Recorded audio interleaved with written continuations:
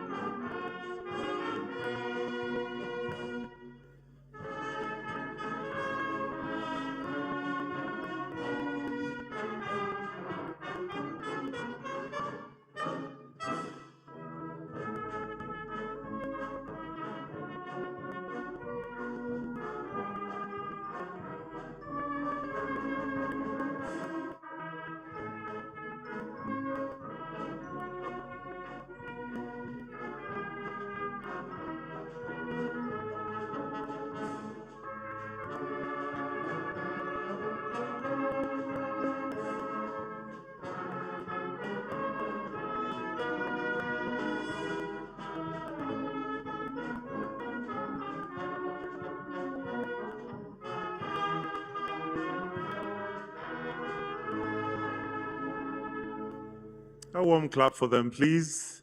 And like I had thrown the challenge, anybody want to guess the name of the song? Anybody know what the song is? Anybody? I guess then classical music is not our forte. But it sounds good, right? Well, I'll let you know what the song is. It's called Sari Marais. It's actually a love song. And apparently it was sung for a lady by the name Sari. I was just checking if I'm shrubbing because I thought it's Sally, but it's Sari. And apparently it was sung by the British Army as they were being taken over the sea for fear of not coming back to their loved ones. So this is the part where you say, oh, thank you. So the next song is going to be an easy one. Again, I'll let you guess what the song is after you've heard the song. But this one I know will have quite a number of hands popping up. So I don't want to offer a prize yet, but I'll think of one. But for now, Presidential Escort Band, over to you.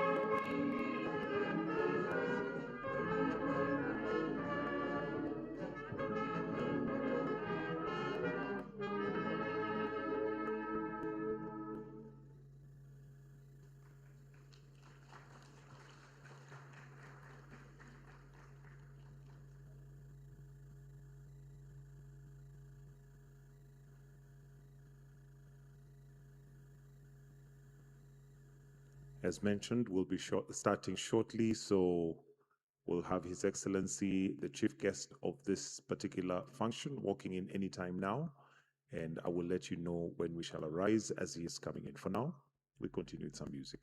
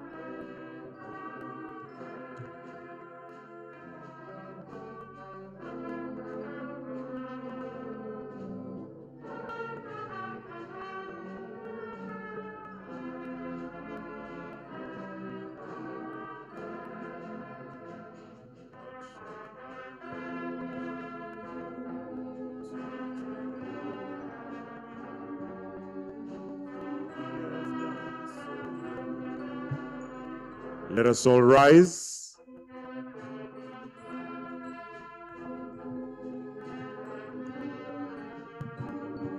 His Excellency, the President.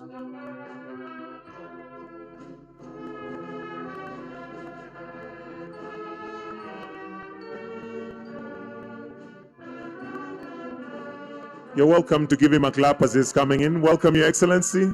Karibu sana, Mheshimiwa Rais. I'll request that to remain standing. We'll start with two anthems, starting with the Kenyan anthem, followed by the East African anthem. The anthems.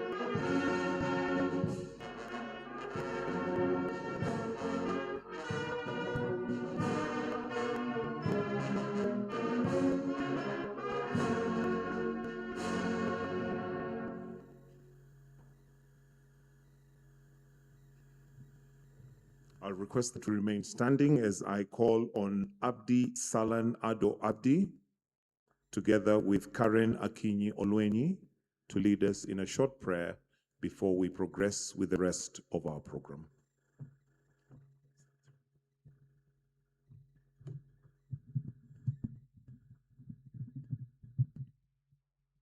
Bismillahir Rahmanir Rahim. Alhamdulillahi Rabbil Alameen wa salatu wa salam ala Rasulillah. All praise due to Allah, the Lord of the universe. O Allah, as we gather here today to deliberate on nuclear energy, we ask you to guide us to use the knowledge and the progress for progress and development. O Allah, bless our nation, Kenya. O Allah, bless and guide our President, His Excellency William Ruto. Grant him wisdom, foresight in making decisions that will shape the future of this nation. We pray in the name of Allah.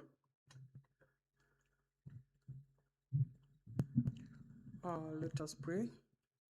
Almighty and everlasting for God, we humbly come before you this day with a gratitude for the privilege of gathering here today.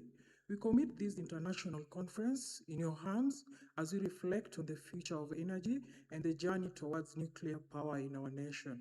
Grant wisdom, knowledge, and discernment to all leaders, experts, and stakeholders present. May every discussion and decision be guided by commitment and safety, sustainability, and the common good. We pray for your guidance upon Your Excellency, the President, and all leaders gathered here today. Grant them wisdom, integrity, and clarity of purpose. May this conference be fruitful, marked by unity, collaboration, and meaningful progress for our nation and the world. We dedicate all proceedings into your hands. In your holy name we pray. Amen. Thank you. Let us kindly take our seats. Your Excellency, Dr. William Samoei Ruto, President and Commander-in-Chief of the Kenya Defense Forces, Honorable Opiyo Wandayi, the Cabinet Secretary for Energy and Petroleum, all Cabinet and Principal Secretaries present, the Governor Siaya County, Honorable James Agri Bob Orengo, Mr. William Magwood, Director General, Nuclear Energy Agency, Mr. Justus Wabuyabo, CEO, Nuclear Power and Energy Agency Kenya, and all senior and county government officers present, all stakeholders in the energy sector. Your Excellency, allow me to invite the PS for Energy, that is Mr. Alex Washira, to come and guide us with the program. Let's welcome him with a warm clap. Karibu sana, Bwana PS. Your Excellency, the President of the Republic of Kenya, Dr. William Samoei Ruto, our Cabinet Secretary, James Opiyo Wandayi, Governor Siaya, James Orengo, Chair of the Energy Committee, the Honorable David Gikaria, the distinguished members of the Energy Committee, my colleague PS, Professor Shaukat Abdulrazak, CEOs, Chairman, ladies and gentlemen, good afternoon.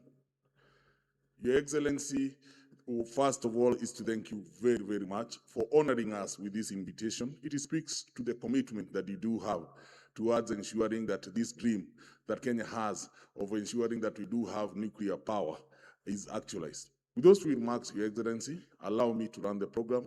And the first person I want to invite on stage is the CEO of Nuclear Power Energy Agency, Justus Wabuyabo, to make a few remarks. Justus, please.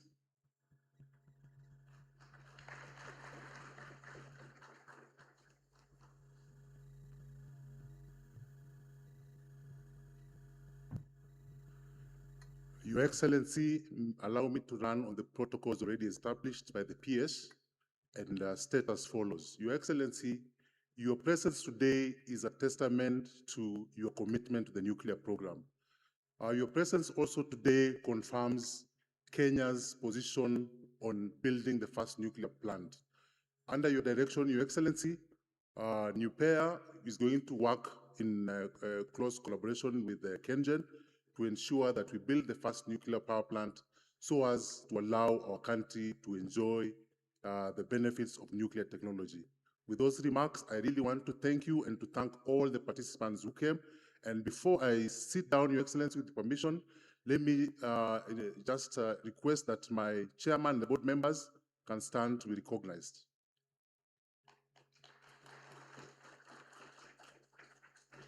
Our board is led by Engineer Professor Larry Gumbe, and also members of management and staff of NUPEA can stand wherever they are and wave. Your Excellency, this conference has been organized with Nuclear Energy Agency, which is an organization of the OECD, together with the US government under the Foundational Infrastructure for Responsible Use of Small Modular Reactors. We really thank our partners. God bless you and God bless Kenya. Thank you very much. Let us give Justice Obi a round of applause. Your Excellency, this year's conference is themed around harnessing nuclear energy for Africa's sustainable development. Your Excellency, this would not have been possible to happen without the support of various partners. And in that regard, Your Excellency, allow me to invite the Commissioner from Nuclear Energy Agency, Commissioner William Magwood, to make a few remarks. Karibu sana, Magwood.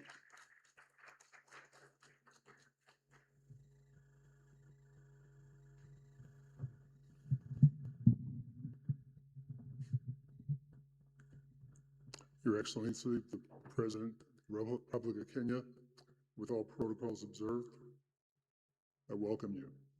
It's a tremendous honor to have you here. Over the last 8.5, we've been talking about how to bring nuclear power to Africa. To do so requires many challenging pieces to come together. You have to have a lot of resources, you have to have people, you have to have infrastructure, you have to have the framework of regulation to make sure that the plants will operate safely. But something we didn't mention today, perhaps the most important element necessary to have a successful nuclear program, you must have the leadership. Without the leadership, nothing happens. The vision is not set. The path is not taken. It's been my observation that under your leadership, your government has moved in a very, very efficient and intelligent way to establish a nuclear power program.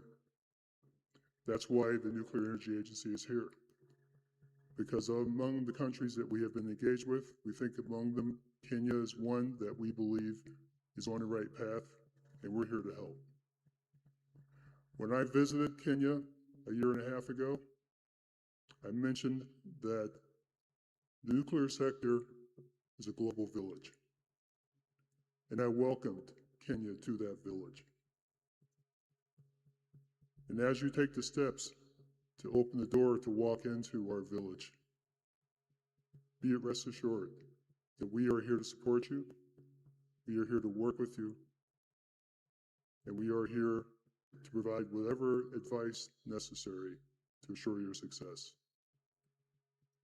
We are committed to that. I am committed to that. Once again, I thank you for being here and for honoring us with your presence. Thank you, Mr. President.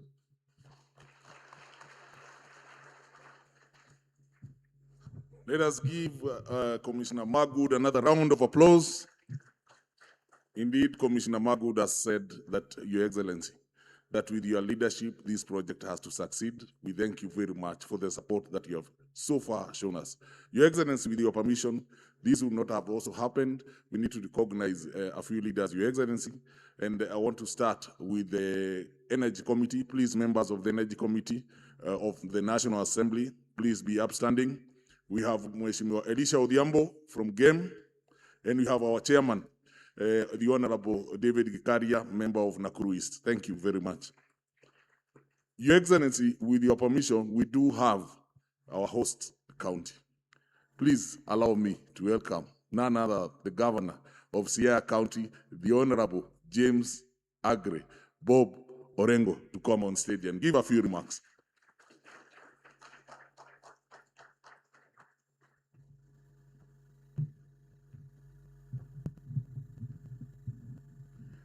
Thank you very much, Your Excellency, the President of the Republic of Kenya, and all protocols observed. We began this journey sometime last year when we attended a conference in Vienna. And when we were in Vienna, Siaya was really in the periphery until one of the potential host counties declined to have this program hosted in that particular county.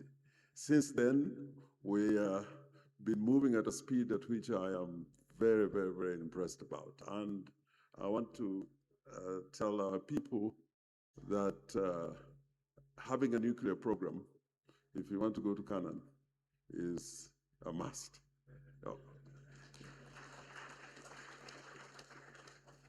And all the countries which do not suffer energy deficits and have alternative sources of power, they have had to go nuclear. That is a pointer, that is the direction to go.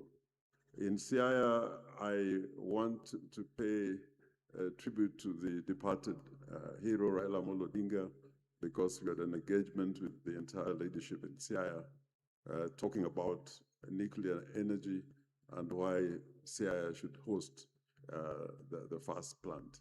And I'm glad from then on, there's been very little resistance. The concerns are really about health, safety, and security. If those can be addressed and people brought on board, there should be no problems with having the first plant in Siaya.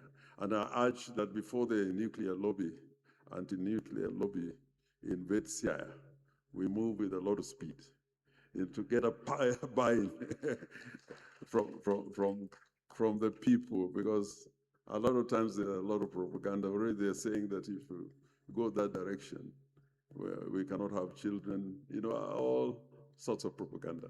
But I hope with the engagement we have had with the Kenyan, with the ministry, and with NUPER, we've started this journey firmly and with a clear destination. If Kenya wants to be in the first world, we must go nuclear. I thank you. Asanteni sana. Let us give another round of applause to Honorable James Orengo. Honorable James Orengo and the good people of Siaya have given us a home, and it's very good to hear that you are confirming that indeed, with a home for nuclear, then Siaya can be also Singapore, and the destination is Singapore. With those few remarks, ladies and gentlemen, please allow me to welcome our Cabinet Secretary, the Honorable James Opio and I, to make his remarks and invite our chief guest, His Excellency the President, Dr. William Samoei Ruto. Thank you. Your Excellency, the President of the Republic of Kenya, Dr. William Samoei Ruto, and all protocol observed. Allow me, Your Excellency, to join the speakers who have come before me in appreciating your kind gesture in gracing this very, very pivotal conference. Your Excellency, this conference couldn't have come at a better time. This conference is coming at a stage when Kenya is now on the trajectory, proper trajectory, Your Excellency, or towards establishing the first nuclear power plant in this country.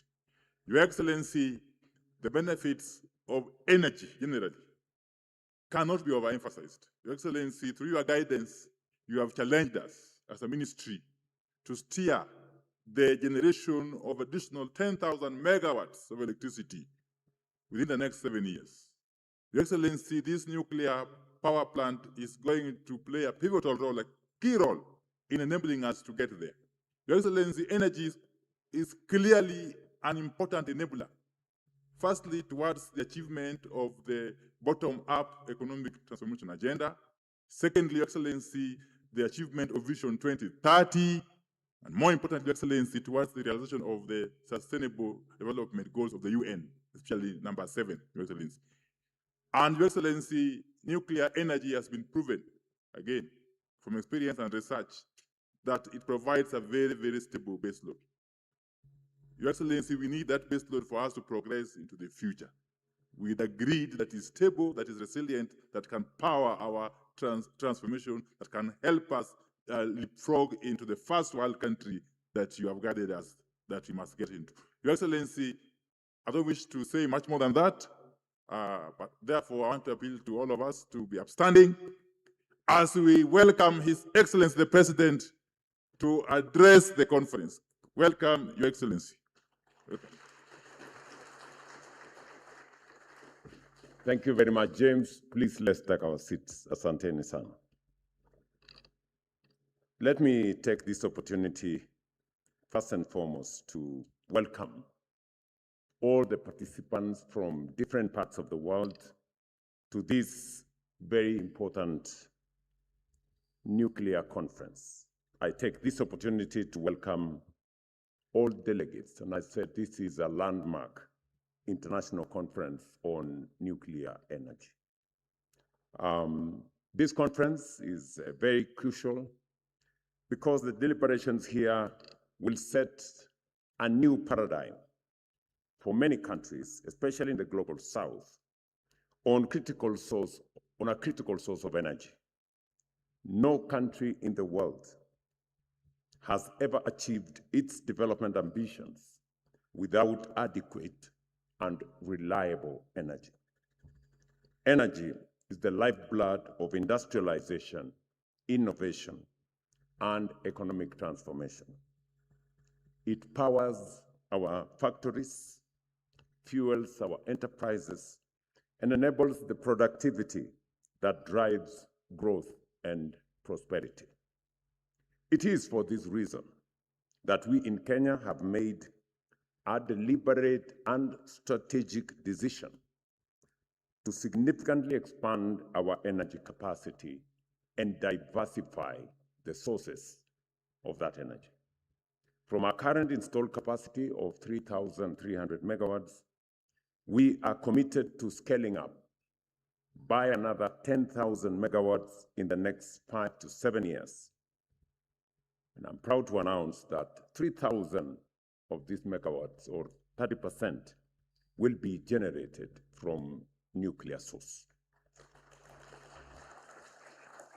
I had the occasion yesterday with my brother James Orengo in Siaya County to discuss with the people in Siaya what the opportunities that will be presented by this facility that will be hosted in Siaya County. As has been said, we have three locations, one in Kilifi, one in Kwale, and one in Siaya. The county that Orengo was referring to that initially declined, they have since changed their mind. And they've come back to me and say, is there any possibility or opportunity for us to reconsider our decision? I told them it's too late. Wait for the next time. Consequently, Kenya plans to commence construction of a 2,000 megawatt nuclear plant in Siaya County from next year, with commissioning of the project in 2034. Ladies and gentlemen, it is not lost on me that the word nuclear often evokes fear and uncertainty in the minds of many. There is a perception that nuclear energy poses significant danger to human beings. This perception, while understandable, is not supported by any evidence. In fact, nuclear energy has been safely and reliably used for decades by the world's most advanced economies to power their development. France, for example, has relied on nuclear energy since the 1970s, which today accounts for 70% of its electricity generation.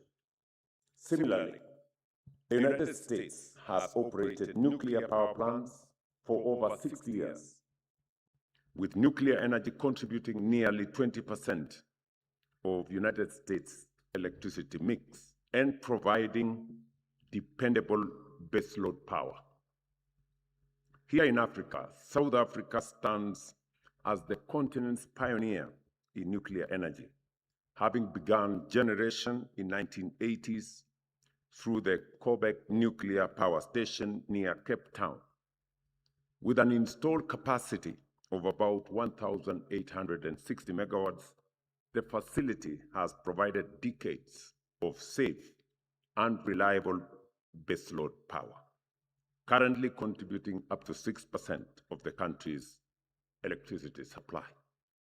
This experience demonstrates that nuclear energy is both feasible and sustainable when supported by strong institutions and sound regulatory frameworks.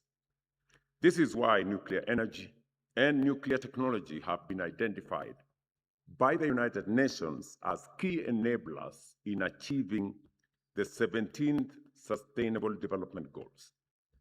Beyond providing reliable power, nuclear energy offers several additional benefits for emerging economies such as Kenya, allow me to highlight a few. First, nuclear energy is clean. It provides virtually no greenhouse gas emissions, making it a powerful ally in our fight against the effects of climate change and in achieving our national carbon reduction goals. Second, nuclear energy is reliable.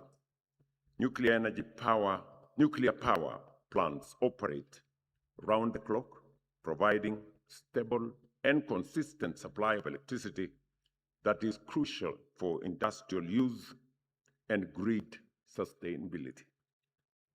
Third, diversifying our energy mix with nuclear power reduces reliance on volatile fossil fuel markets, enhancing energy security and strengthening national resilience.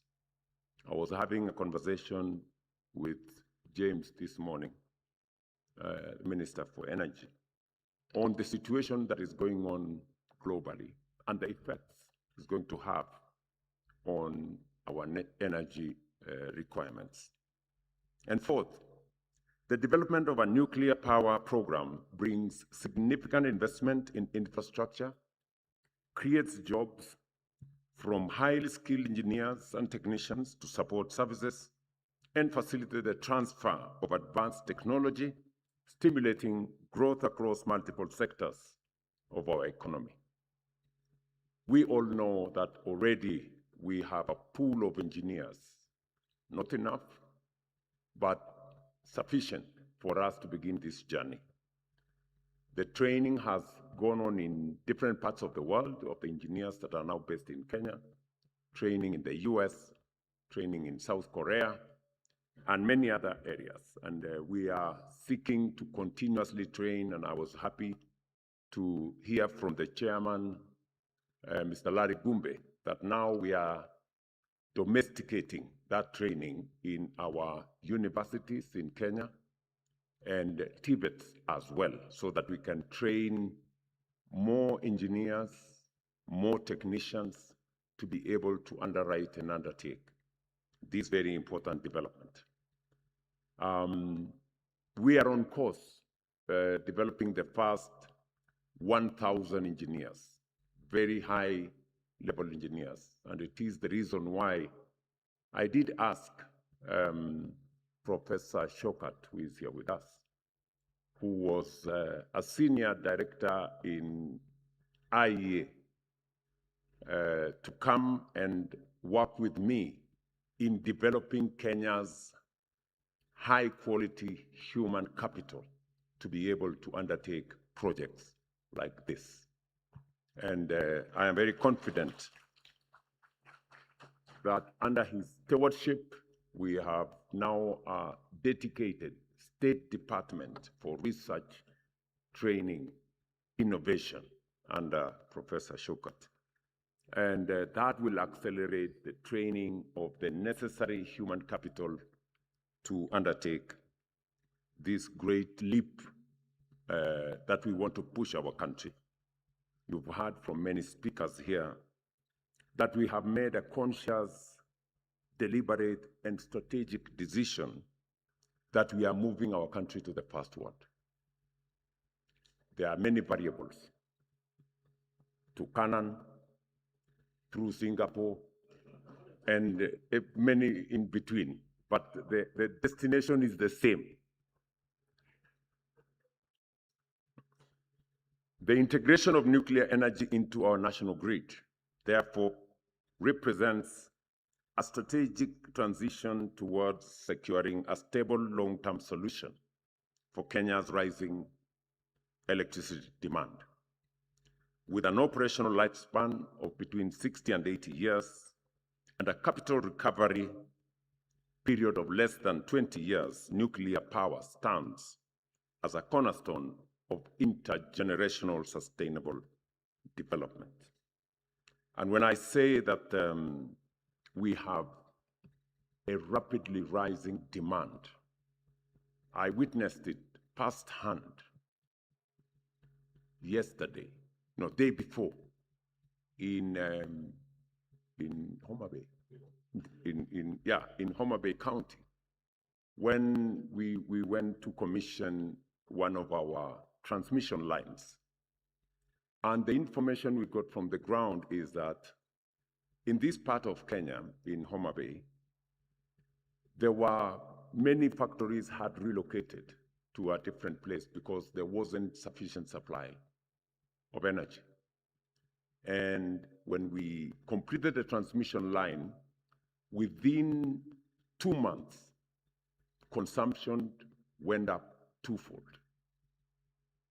Same with what we did in Mombasa, when we energized the 400 kVA something in Mariakani. Again, the effect was immediate. It tells us there is a lot of constraints in our economy because of insufficient energy supply. And that is the reason why we are making this strategic decision that we want to triple our energy supply in Kenya. And we are making that strategic decision because we see the value in how that will take our transformation. By optimizing our energy mix through nuclear power, Kenya will realize a significant reduction in electricity of between 4 and 5.5 US cents a unit. It is very important. I did ask Mr. Magut, and for a moment I thought Mr. Magut comes from Kabianga. He told me he comes from Sweden because of his name.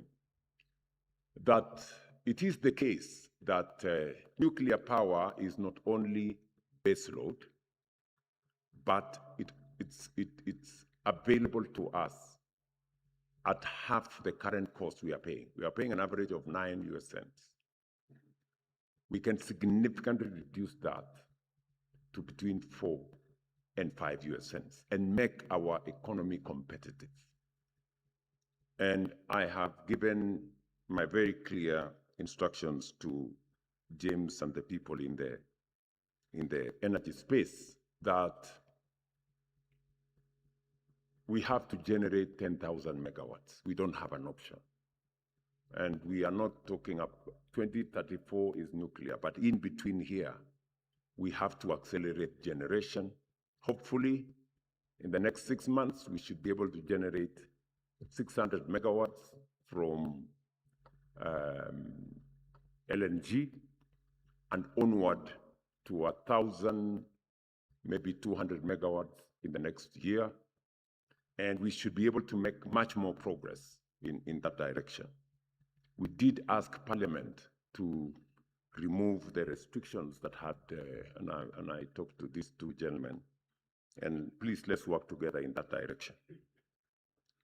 I also agree with the governor of Siaya that we need to move faster with the correct information before the fake news and the misinformation and the disinformation get to the people on the ground. And I think there is already a strategy that has been developed by the Ministry of Energy in consultation with all the other stakeholders. The government of Kenya has continually undertaken open and transparent engagement with all relevant stakeholders, including host communities, to ensure that the development of the nuclear power program remains fully aligned with the frameworks, protocols, and safeguard systems of the international nuclear regulatory regime, and the participation of the Director General of OECD countries nuclear in this meeting is significant comfort that we are working with partners who have proven track record on handling matters nuclear. Development, ladies and gentlemen, is for the people, and it must be done with the people. I urge all stakeholders, including county governments, to engage deeply with this program and to support officials and community leaders to understand and even to visit some of the areas that this program has successfully been implemented. To the people of Siaya County, the site of Kenya's first nuclear power plant, and specifically to my brother, the late Honorable Raila Odinga, who, as an engineer himself, took the lead in getting the people of Siaya to understand what this was all about. I encourage you to seek a deeper understanding of the immense economic benefits that this project will bring, from high-value jobs to infrastructure development. During the peak construction phase, the nuclear project will generate up to 10,000 jobs, ranging from high-skilled, high-specialized engineering roles and across the board to all other available engagements. Once operational, it will provide hundreds of permanent, well-paying technical positions. Local technical and vocational education and training institutions will see increased investment to equip residents with the skills needed to take up all the opportunities that will be available. In addition, to support a facility of this magnitude, the government and developers will undertake significant upgrades to local infrastructure, including roads and other facilities. And this will also include improved water supply systems, modern healthcare facilities, new schools, community centers, and enhanced telecommunication. Additionally, with thousands of workers living in the area, the project will stimulate local economy by increasing demand for housing, hospitality, retail, and agricultural produce, while enabling local enterprises to grow and scale. Ladies and gentlemen, Kenya welcomes the COP28 declaration to triple global nuclear energy capacity by 2050, and Kenya will be in that equation. Achieving this ambition will require all nations to scale up their efforts and adopt concrete, realistic, and implementation plans. For this to materialize, we must also re-examine the financing architecture for nuclear power projects. While the private sector will play an increasingly important role, multilateral development banks, including the World Bank, have a critical role to play in assessing project bankability and providing affordable financing. This morning, in another occasion where we were discussing investment opportunities in Kenya, we were looking at how energy is going to be part of the incentives that the government of Kenya is going to offer to people who want to set up their factories, their operations in Kenya. And this morning, we signed deals of close to $3 billion in 10 counties, from Bungoma to Eldoret, to Kericho, to Nakuru, to Nairobi here, Kiambu, Kitui, Machakos, Kilifi, and Mombasa County. All these investments will mean that we need expanded energy requirements. And therefore, as we progress, it is inevitable for us to do this. I remember one occasion when I was privileged to, with President Joe Biden, to sign an agreement between Microsoft, Kenya, and G42 on data centers.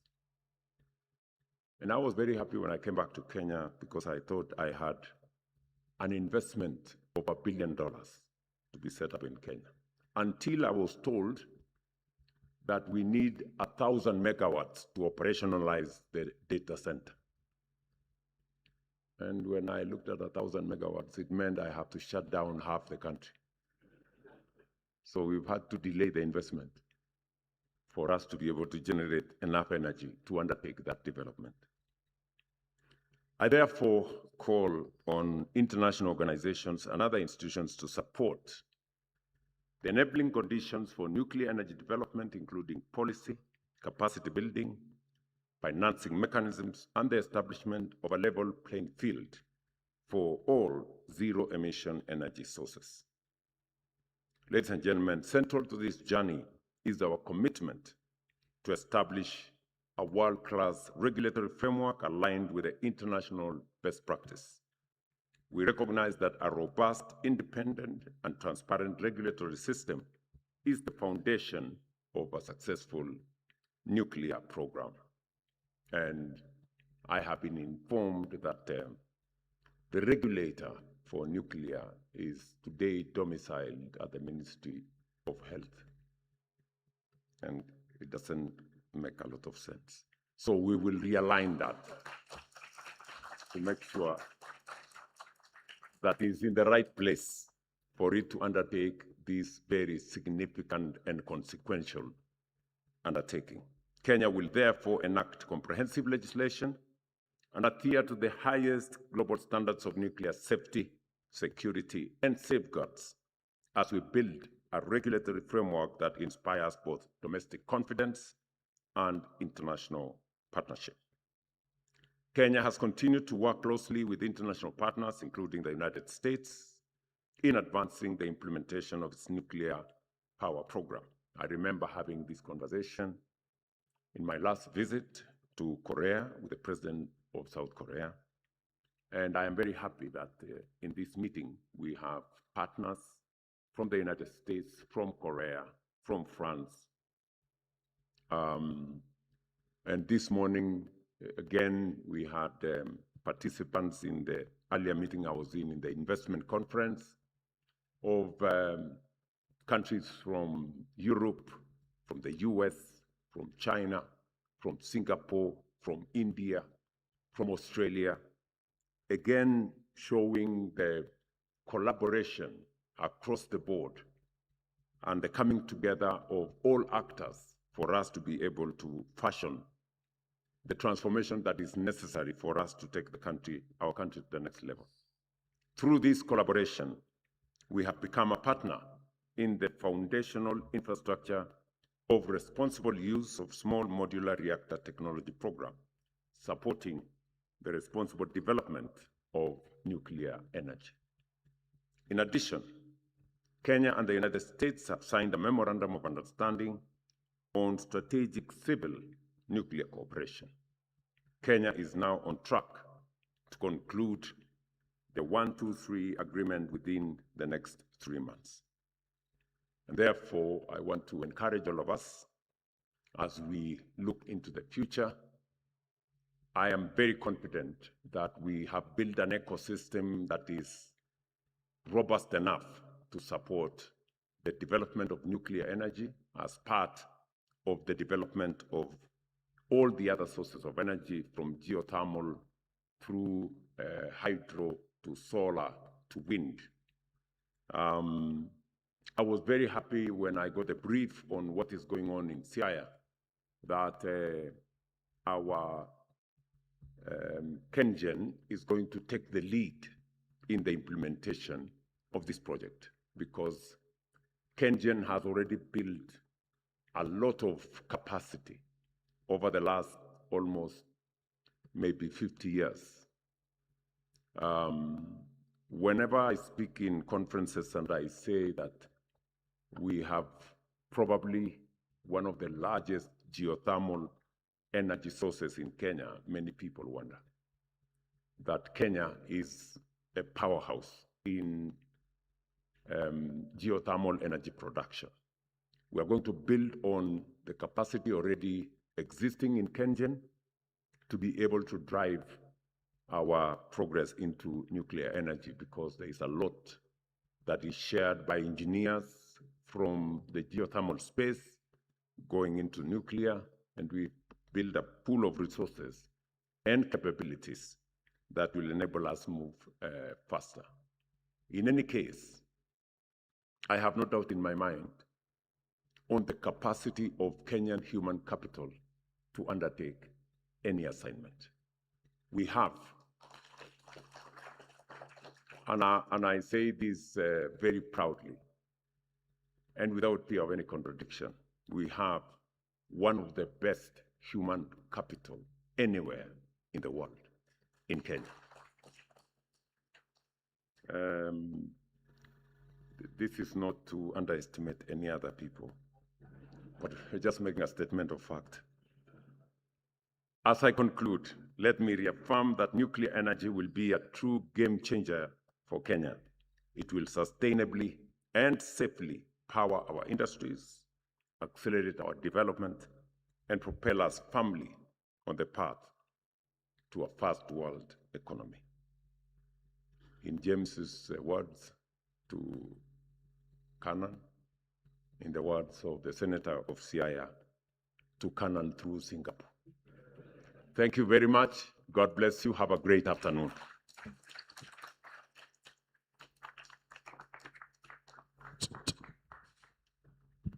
Thank you. Another round of applause to His Excellency. Let us kindly take our seats briefly, very briefly. Your Excellency, I seek your indulgence for just 3 photos that will immortalize and keep this day in remembrance. So allow me to invite the CS Energy, DS Wasira for Energy, CEO Nupair, DG Nair, and the Nupair board to kindly come to the front. Then I'll kindly, graciously ask respectfully please stop. The 3 photos, this being the first one.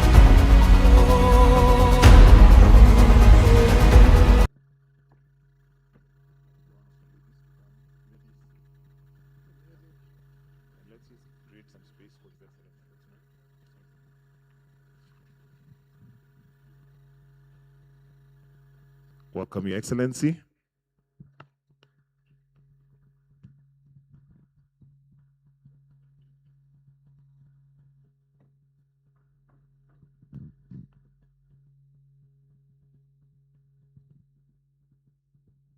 Thank you. I'll ask the board to take their seats, please. Just the board to take their seats, the rest remain. And invite DG Magud, Osla, Sion, and Christoph.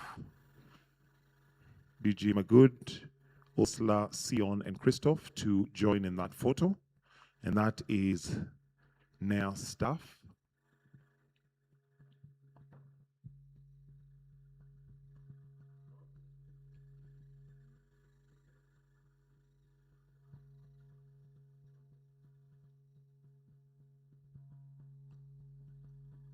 Thank you. NAIR staff, you may take your seat for the last photo. Allow me, Your Excellency, to invite MD KenGen, DG KNRA, CEO Wano, and AFCON Chairman. That's MD KenGen, DG KNRA, CEO Wano, and AFCON Chair. That's the last frame for us today. Let's also have Governor for Siaya.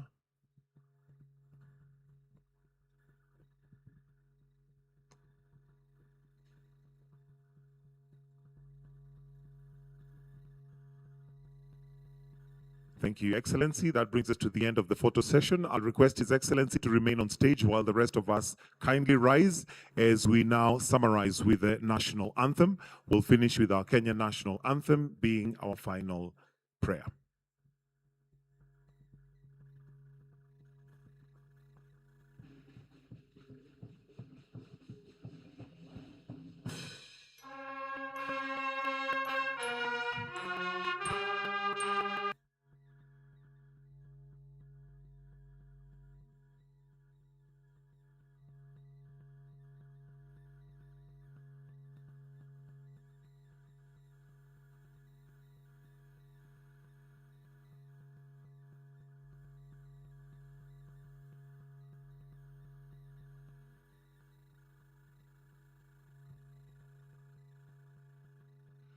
And that brings us to the end of this session. Well, I'll kindly request that we hold our positions as I hand over the program to Michelle Ngele Odhiambo and Norman Mudibo, who will take over from here. But the rest of us, kindly let's wait as we allow His Excellency, the President, to make his way out. Thank you.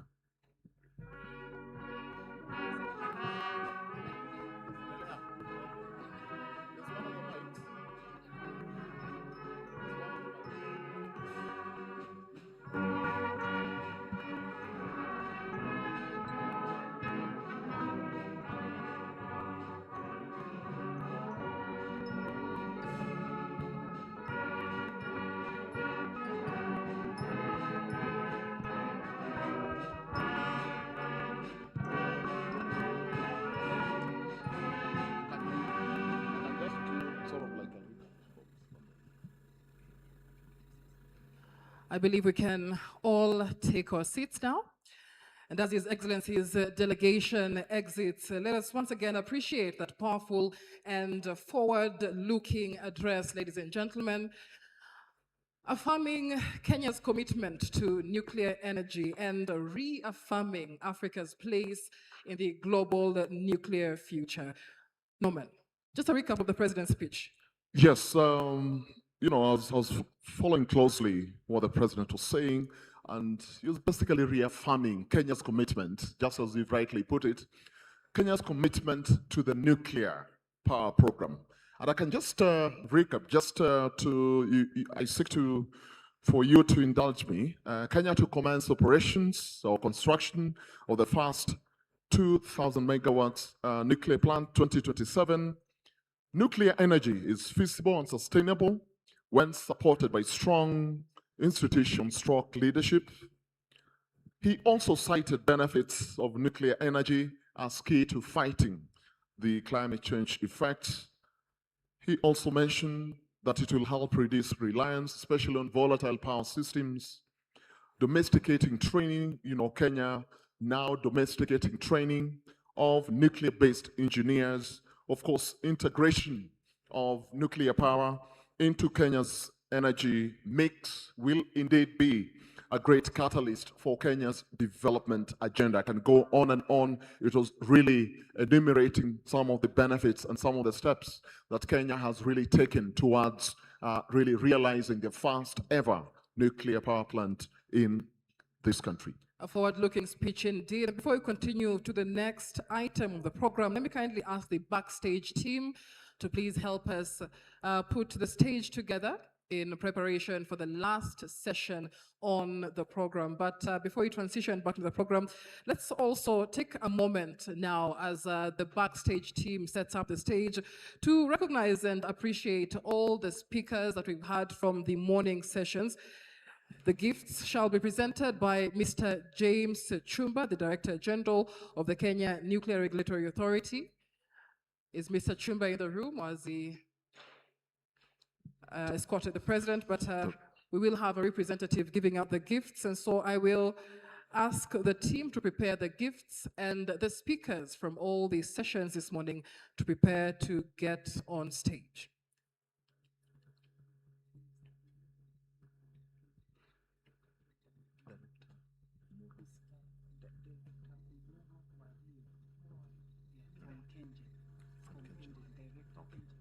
All right, let's now call Director Umuro Wario from Kengen, Director Kengen, to assist us in giving out the gifts to the speakers this morning very briefly before we move on to the next item on the program.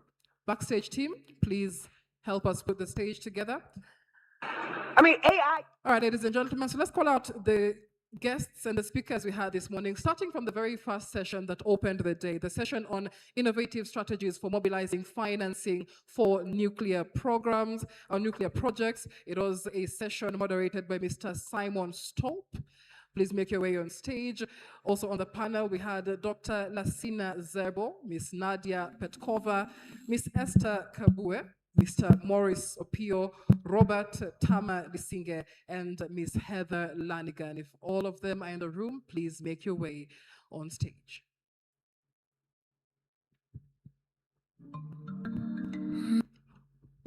Kindly because there's another session that you want to start with. If you participated as a speaker, as a discussant in the last 3 panel discussions, kindly, we request you to please come on stage and receive your gift. Let's do this pretty quickly. Let's also call out the speakers. Let's have all of them on stage at the same time, right? Yes, so speakers from session 6, Mr. Stephen Burns, Mr. James Chumba, Dr. Fidel Ndahayo, Professor Francis Otto, please make your way on stage. Speakers from session 7, Professor Lisa Marshall, Dr. Winfred Dubai, Miss Yonhi Ha, Miss Rebecca Tedese, and Honorable Harriet Chigai. If any of you is here, please make your way on stage. You know, Michelle, this one reminds me.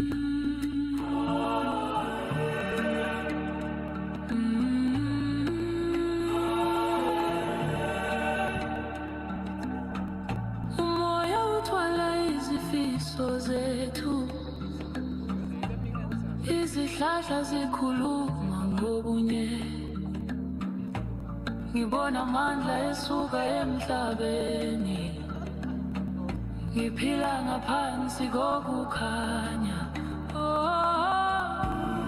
umlilo wethu ukhanyisa izulu sithwele uthando ngenhliziyo yodwa umlilo wethu ukhanyisa izulu. A big appreciation to all our speakers this morning for all the insight and expertise that they shared with us, and we'll be gifting them very, very quickly before we move on to the last session on the program. We've had very enlightening conversations this morning. Session 5 on financing nuclear projects. Session 6 that came after on synergizing nuclear relations in a dynamic world. And we also had session 7 on advancing nuclear energy in Africa together. So let's have some music from the sound team as we finish gifting our speakers.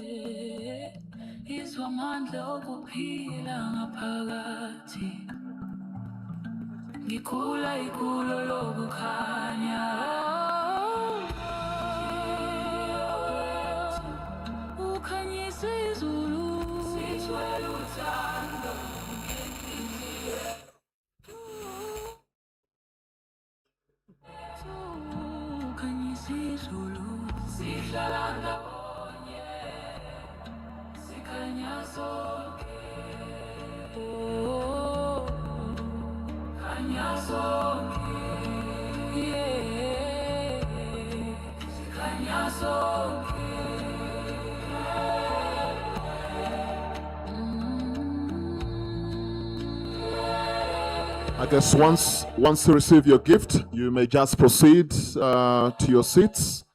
Kindly, once you've received your gift, you may proceed to your seats. Thank you very much.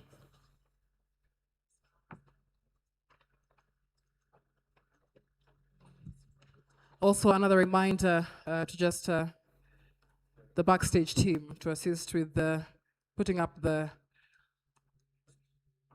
All right, there we go. The backstage team, kindly, we want to transition into the next session, which will be a panel discussion, and there will be speakers. Kindly, let's do the setup so that then we can ease into that session pretty much.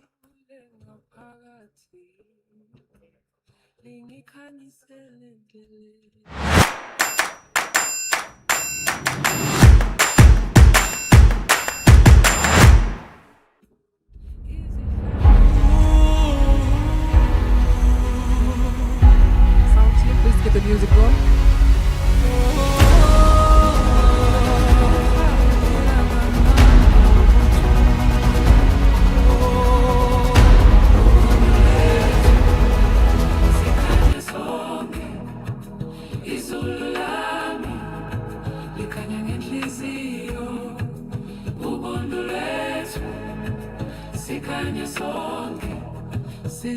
All right, well, thank you once again to all our speakers this morning for all your valuable contributions. Ladies and gentlemen, let's give them a round of applause, please.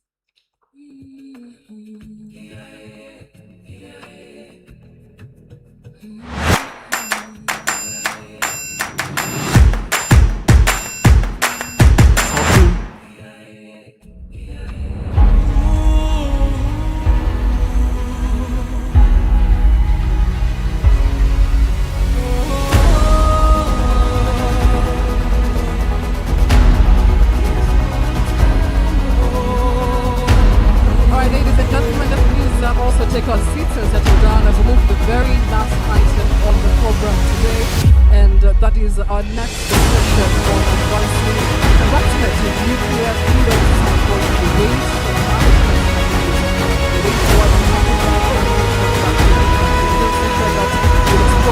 critical aspects of nuclear energy, managing the back end of the fuel cycle and ensuring that there is long-term sustainability. And to guide this conversation, Norman, we will be having Ms. Rebecca Tadese, Head of the Division of Radioactive Waste Management and Decommissioning at the Nuclear Energy Agency. Quite a mouthful. Yes, Michelle, I think this next session will really be important, because then it reminds me of what the governor from Sierra County was mentioning, and especially some of the issues or concerns that the communities living around the area where this construction will be done, and their concerns are around safety, security. And so we are looking forward really to this conversation and seeing what is it that we can learn, we can pick from countries and also others that have really set up and how they're able to manage waste and be able really to reassure the communities for whom these projects are meant for. Once again, ladies and gentlemen, kind reminder that we have just begun the last item on the program. Please take a seat. And if you have any conversations going, perhaps put a pause on it, or maybe have it outside as we accord the next speakers all the time they require. Just a reminder though that running concurrently in the Aberdare room is another session focusing on socio-economic impacts of nuclear power and annual operations and construction. This session will be led by Mr. Will Jensen, energy economist at Idaho National Laboratory. But for now, Rebecca, the floor is yours. Just before Rebecca takes it, kindly, I would request participants, kindly let's pay attention. If you have any conversations, we only have 1 hour for this particular session. You can continue with that, but also once we are done with the session, you can also prepare for the networking session later on at a different venue. But for now, I would really request you to please pay attention. Let's be attentive, and let's give Rebecca the opportunity to really do her thing. So, Rebecca, we only have 1 hour, and we call it a day, at least for now. Thank you. Take it away. Thank you very much. Good afternoon, distinguished guests and organizers of the conference. Great pleasure to moderate such an important topic of advanced nuclear fuel cycle waste management strategies. As many countries, particularly across Africa, explore nuclear energy, much of the conversation focuses on reactors, financing, and nuclear development timeline. But there's another question that's critical and perhaps even more strategic. Are we preparing the back end of the fuel cycle the same pace as we're developing these new technologies? Radioactive waste management is not a downstream issue. It's a fundamental element of credible, safe, and sustainable nuclear program. From day one, that it shapes policy, public trust, financing, and long-term responsibility. Therefore, our discussion today will explore how we move from commitment to implementation, how we design an integrated system, ensuring long-term safety, building confidence, and leveraging international collaboration. Our distinguished keynote speaker, Ms. Stephanie Weir, will give us a United States perspective on how the back end of the fuel cycle is managed. Following, we will have a distinguished panelist who will bring national perspective on the most complex and long-term responsibility of nuclear energy and radioactive waste management. Each of them bring a country different perspective at different stages, offering valuable insights and how strategies shaped policy, choices, technical approaches, and societal engagement. I invite each of our panelists to briefly share their country in approaching radioactive waste management, the key priorities during their strategies, and also present what discussion points for answers. What I will do now is give the floor to Stephanie, and then followed by our panelists. The floor is yours.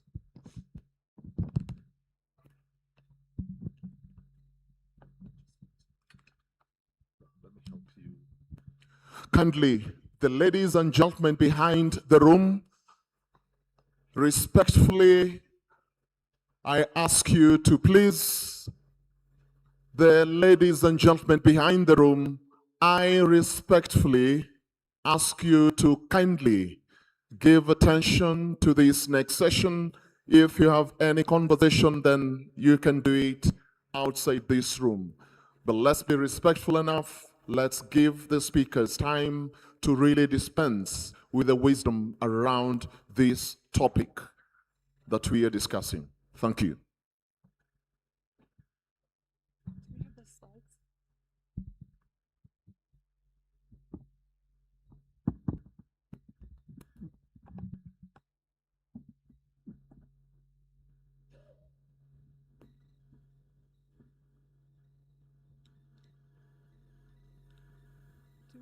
Do we have my slides available?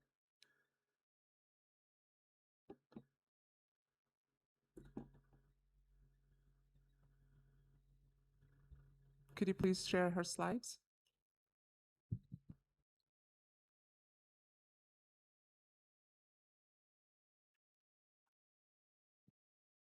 While we wait on the slides, I just wanted to make sure that everyone heard the announcement that there is a concurrent session happening downstairs from one of my colleagues at the Idaho National Laboratory on financing. So just in case anybody missed the announcement, they asked me to reiterate that for you.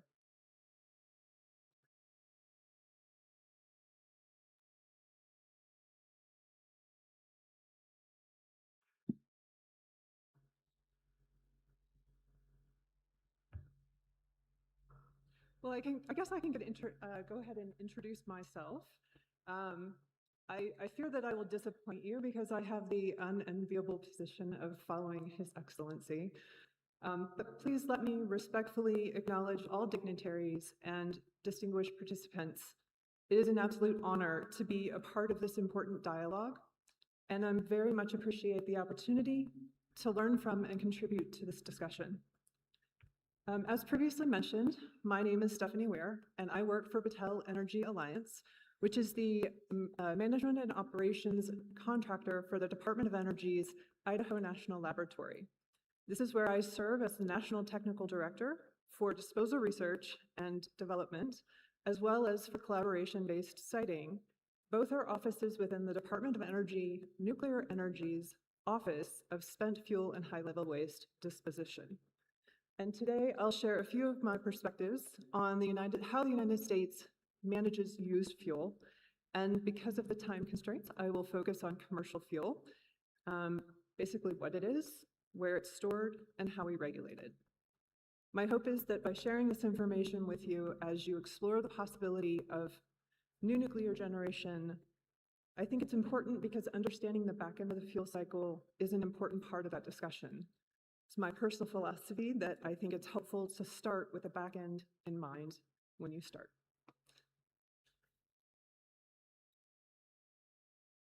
I'm not sure how much I can do without the rest of the slides, though.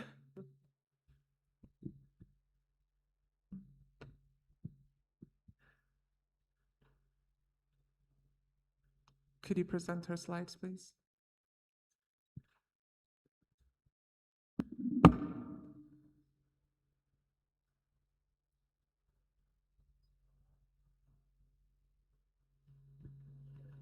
I guess I can cover one more thing. I have a standard disclaimer that I have to say, which is that basically this is a technical presentation. Nothing I say can obligate the Department of Energy, any congressional appropriations, or affects the standard contract. I'll also note that I'm a contractor for the Department of Energy, so I don't speak for the Department of Energy. I will restrict my comments to being technical comments, and if you have any questions about policy, I am absolutely happy to connect you with my colleagues at the Department of Energy. One more thing I can cover while we look for the slides is that we often interchange the words used fuel and spent fuel, and I just wanted to share that I may use both. Some are in the legal statutes, and some is the more common prevalent usage of the word used fuel, because that is much more accurately depiction of the residual potential value that remains in the material.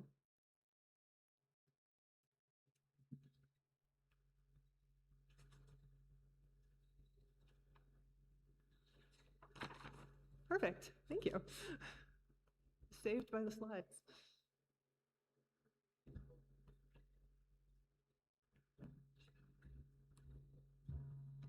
Yes, I did a much quicker job of that disclaimer. All right, so what is used nuclear fuel? In the United States, commercial reactors use low-enriched uranium, which is made up of small ceramic fuel pellets about the size of a gummy bear. And you'll see that they're stacked into fuel rods, and those fuel rods are bundled into assemblies. Those assemblies are loaded into our reactors and irradiated, through which they create heat, which turns generators, which creates electricity. Periodic outages occur because after a period of time, the fuel is considered used because it no longer produces efficiently the energy. Sorry, I'm a little nervous because I got thrown off, so forgive me. So during periodic outages, about a third of the core is removed from the, about a third of the fuel is removed. The remaining assemblies are rearranged in order to create better efficiencies on the burnup. And then the used fuel is removed, and because it's thermally hot and radioactive, it's stored in used fuel pools, which you can see a photograph of in the bottom. Used fuel remains in these pools for anywhere between roughly 5 years. It can be a little more, it can be a little less. And then the used fuel is then transferred into steel canisters, and then it is dried, sealed, and filled with an inert environment. That steel canister is then placed into a steel and concrete overpack, and this is a dry storage system. We have multiple different systems that are used in the United States. You can see that we have a photograph of a couple of our vertical storage containers, and I just want to point out there is a cask that has a bunch of extra equipment attached to it, and I'll talk a little bit more about that here in a minute, but this is our high burnup cask that I'll talk about when we talk to research. So those canisters are then loaded into these dry storage systems. On the top right, you can see what is depicting a horizontal storage system. The bottom two show vertical storage systems. And then the top left photograph shows our rail consist, which is made up of several Atlas rail cars, which have been recently commissioned by the Department of Energy. And at the very back, it's hard to see, that's our rail escort vehicle, also recently purchased and now part of our fleet. I also wanted to note that the majority of our fuel is stored in dual-purpose canisters. This means that they are designed to both store and be transported. Let's see. Sorry, I'm trying to skip because we're short on time.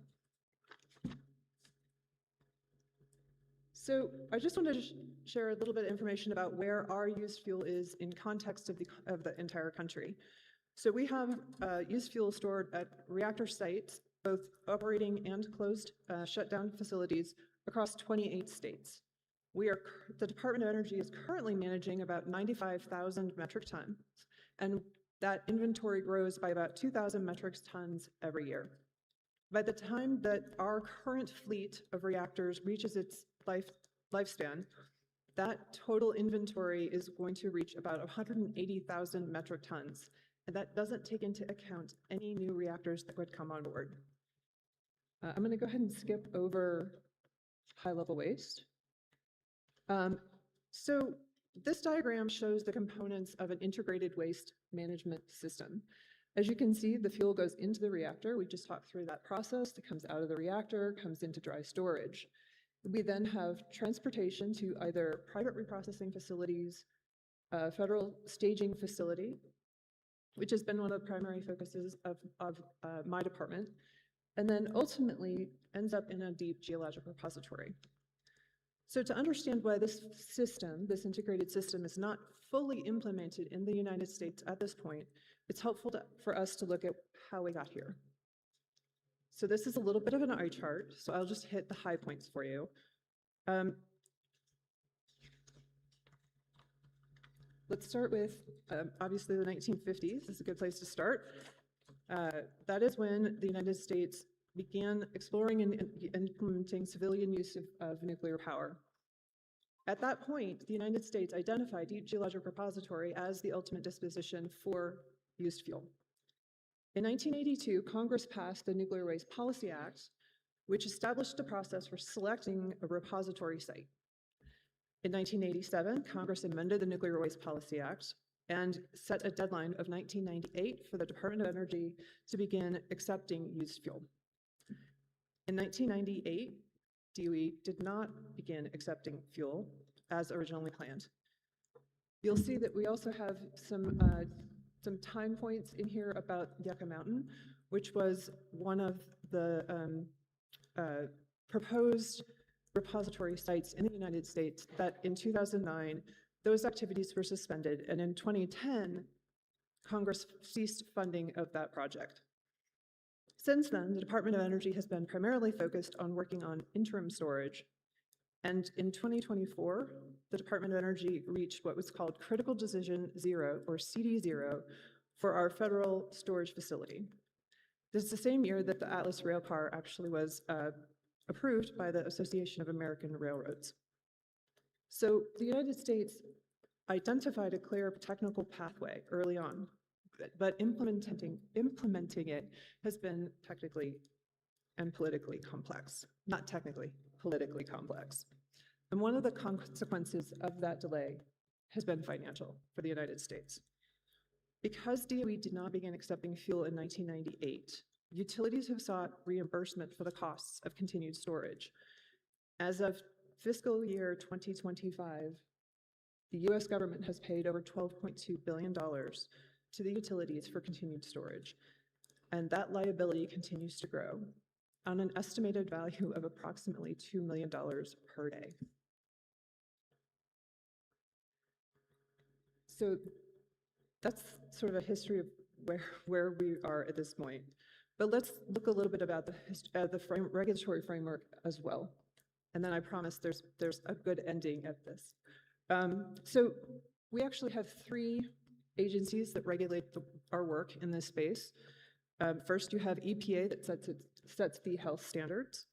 We have the NRC that licenses and regulates these facilities, and then the Department of Energy implements. This separation ensures independent oversight, and within that framework, responsibility for integrated used fuel management lies with the Department of Energy.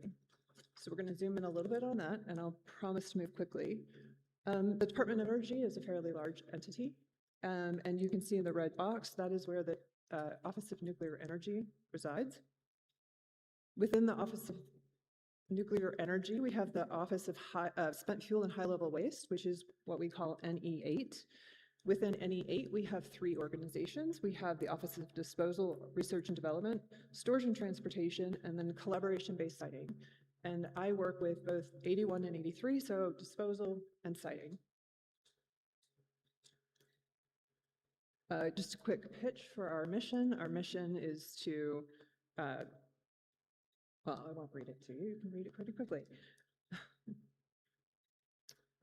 So that is the history and sort of the structure that underlies and sets a really strong foundation for some really exciting developments that are coming down the line. And in January of this year, on January 14th, the Department of Energy announced the formation of the Center for Used Fuel Research, and it will be centered at the Idaho National Laboratory, but it will tap into the resources at all of the other national laboratories in the United States, as well as industry and international collaborations. And so this is a really great opportunity for us to all come together and develop this as a world-leading center for research in used fuel management. And the purpose is to both develop innovative technology, but also by ensuring regulatory compliance, we hope to build public trust in this space. The center's focus will primarily be applied research in these 4 primary areas. But I did want to go back to one of the really interesting projects that's going to be the first thing out of the gate for the center. And that is what that cask that I pointed to earlier. That's the high burnup research cask. And that cask has been stored at the North Anna Power Station in Virginia. It had been loaded with high burnup fuel. fitted with a special lid that allowed us to put thermocouples into it. And so we've been monitoring temperature data for years. That research cask next year will be loaded into that Atlas rail car, moved to the Idaho National Laboratory, and then opened. And post-irradiation examination will happen, and this research is designed to support continued dry storage past the 40-year original licensing for our dry casks. This is relevant to over 50 power plants across the United States in 28 different states. This research is going to help 50 power plants. It's a pretty exciting opportunity. I'd also like to very briefly mention the Department of Energy's request for information that was released on January 28th. It is for requesting information from the states in the United States to come forward with their plans for what are being called nuclear life cycle innovation campuses. And they're an approach to take a more integrated, co-located view of the entire fuel cycle. So historically, we look at fuel fabrication or the nuclear power plant or storage or disposal as disparate products or product lines. This is an attempt to pull them more together and have a much more robust look at a full fuel cycle as opposed to the various separate components. It's generating a lot of excitement. The deadline for the states to respond to this RFI is August 1st. And so I can't tell you anything about what we've received thus far, but I can say that we have interest from approximately half of our states. And we are expecting 12 to 15 very high quality applications. And I would look for some really interesting and exciting announcements to be coming in April or May. With that, I will stop and hand it back over to Rebecca.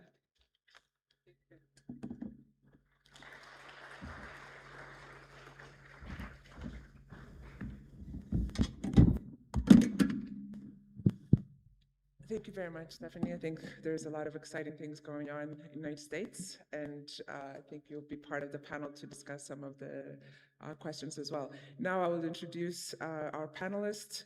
We have Dr. Yumeki Hiroyuki, who's Integration Advisor for Nuclear Waste Management Organization in Japan. Next, we will have, please join us, Mr. Fabien Harbert, Head of International Relations Department, ANDRA, France. And then we have Mr. Redwan Brakadari, Chief Executive Officer of the National Radioactive Waste Disposal Institution in South Africa. Mr. Yumeki is going to give us his perspective, the international perspective, as being one of our chair for the Radioactive Waste Management Committee. He has an overview of what is being done internationally, so he would give us his perspective. And then, of course, as France being the leading country in development of deep geological repository, he'll provide us some of his insights, followed by Mr. Redwan, which is from the continent in South Africa, what they're doing, and then we'll follow up with questions. Mr. Yumeki, this is your turn.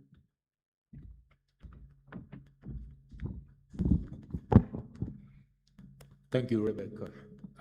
Good afternoon, distinguished guests, delegates, and ladies and gentlemen. It is a great honor to join this important session.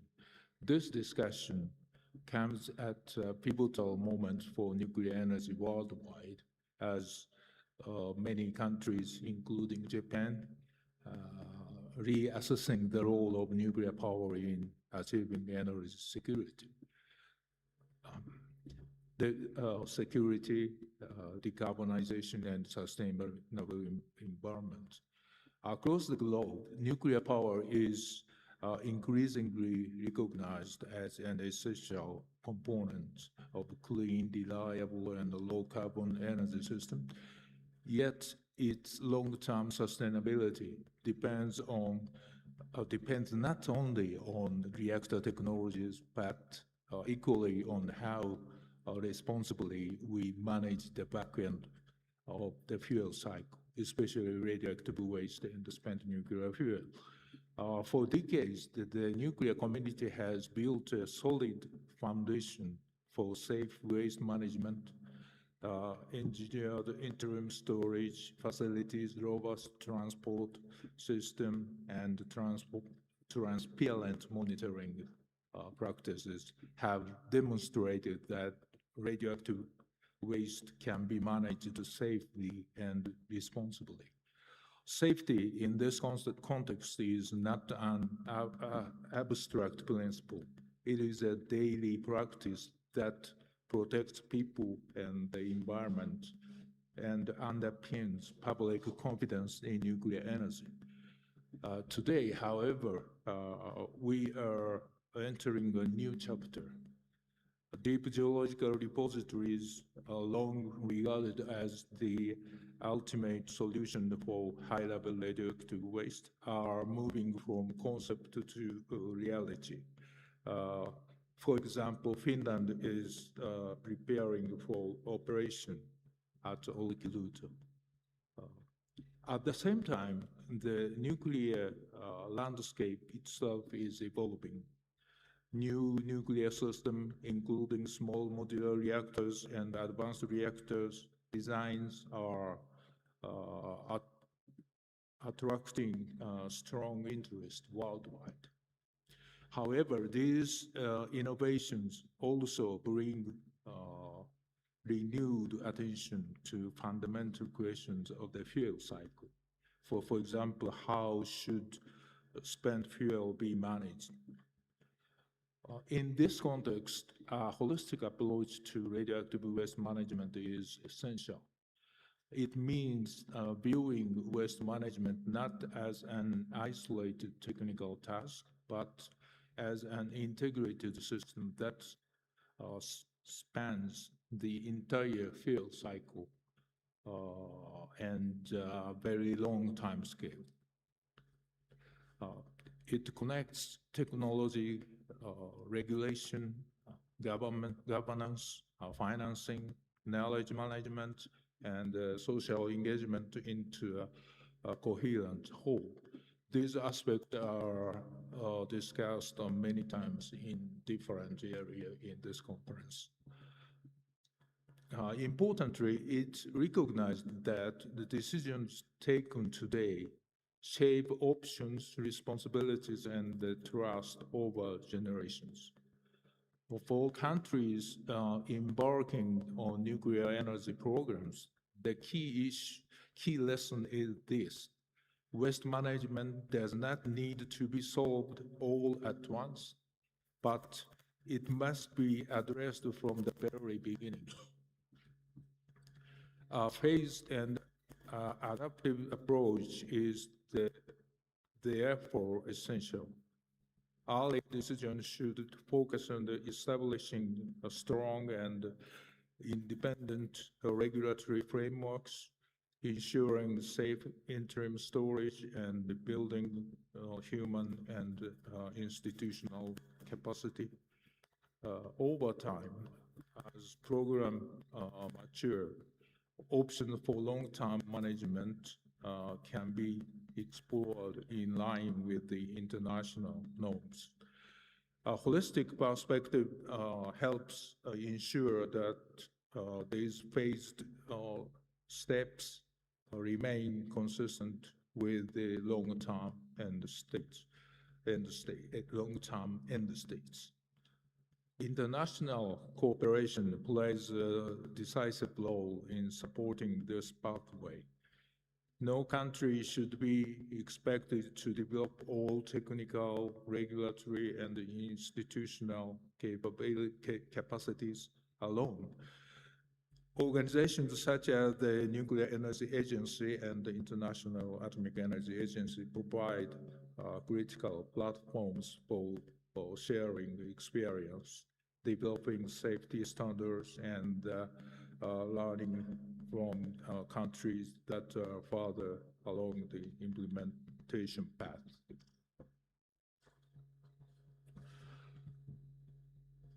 From Japan's perspective, this long-term and integrated approach has been essential. Waste management is not a purely technical undertaking. It is a societal, societal commitment spanning generations.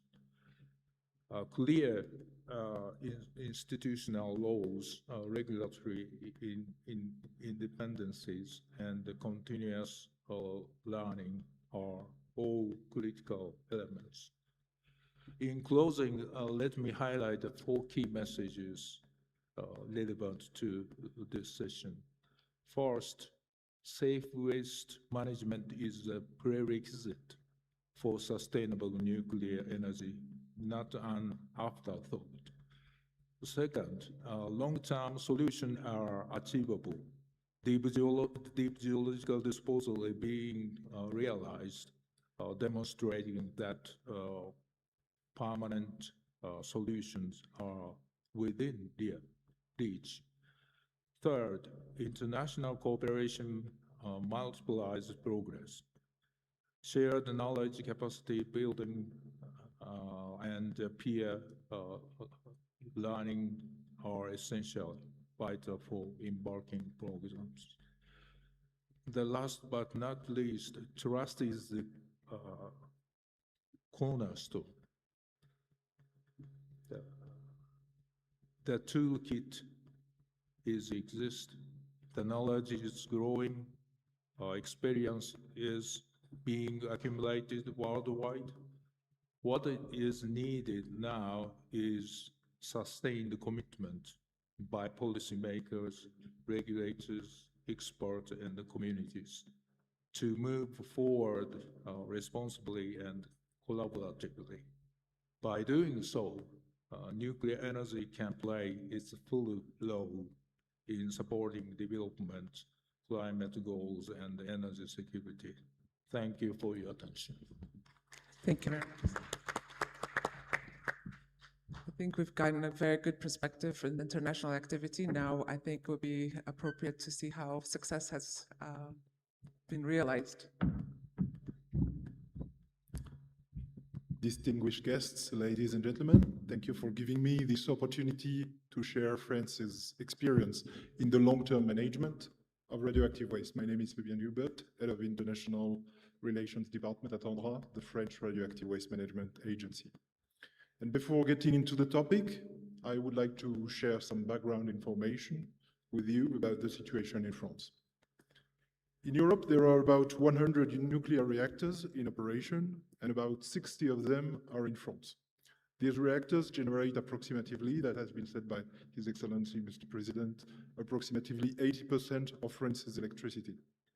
This commitment to nuclear power began in the 70s and is based on a closed cycle approach. This is the reason why France has chosen to reprocess all of its spent fuel.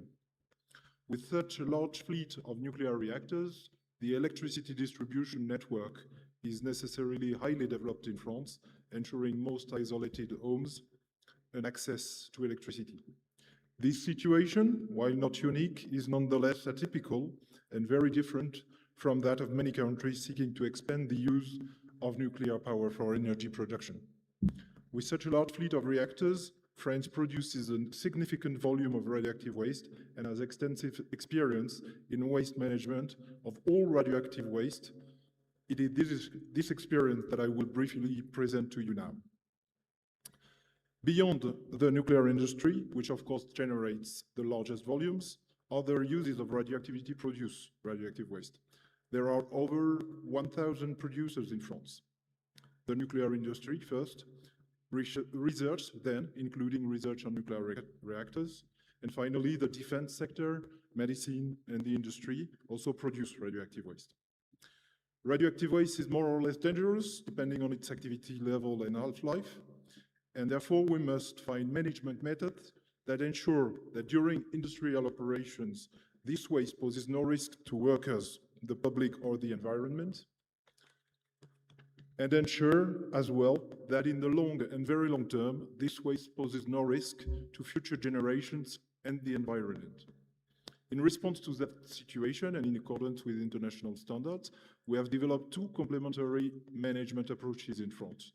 Temporary storage, using warehouses where packaged waste can be temporarily stored in containers where it is rendered inert, such as within a glass or concrete matrix, and disposal, using disposal facilities adapted to the level of hazard of the waste, above ground for the least radioactive waste, primarily short-lived, in subsurface repositories for low-level, long-lived waste, which in France mainly comes from first-generation natural uranium graphite gas nuclear reactors, or deep underground from the most radioactive waste.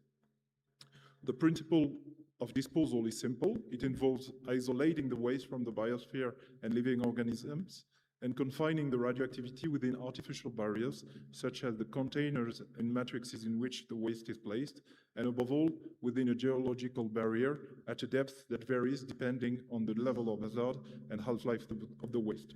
In France, we have chosen to dispose waste in clay-rich rock, a highly impermeable rock that ensures the long-term and very long-term containment of radioactivity. In practical terms, here are the operational disposal solutions available in France. The first disposal facility operated between 1969 and 1994.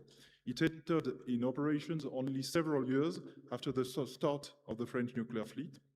It was one of the first surface disposal facilities, and we disposed over 500,000 cubic meters of radioactive waste there. The facility is currently under closure.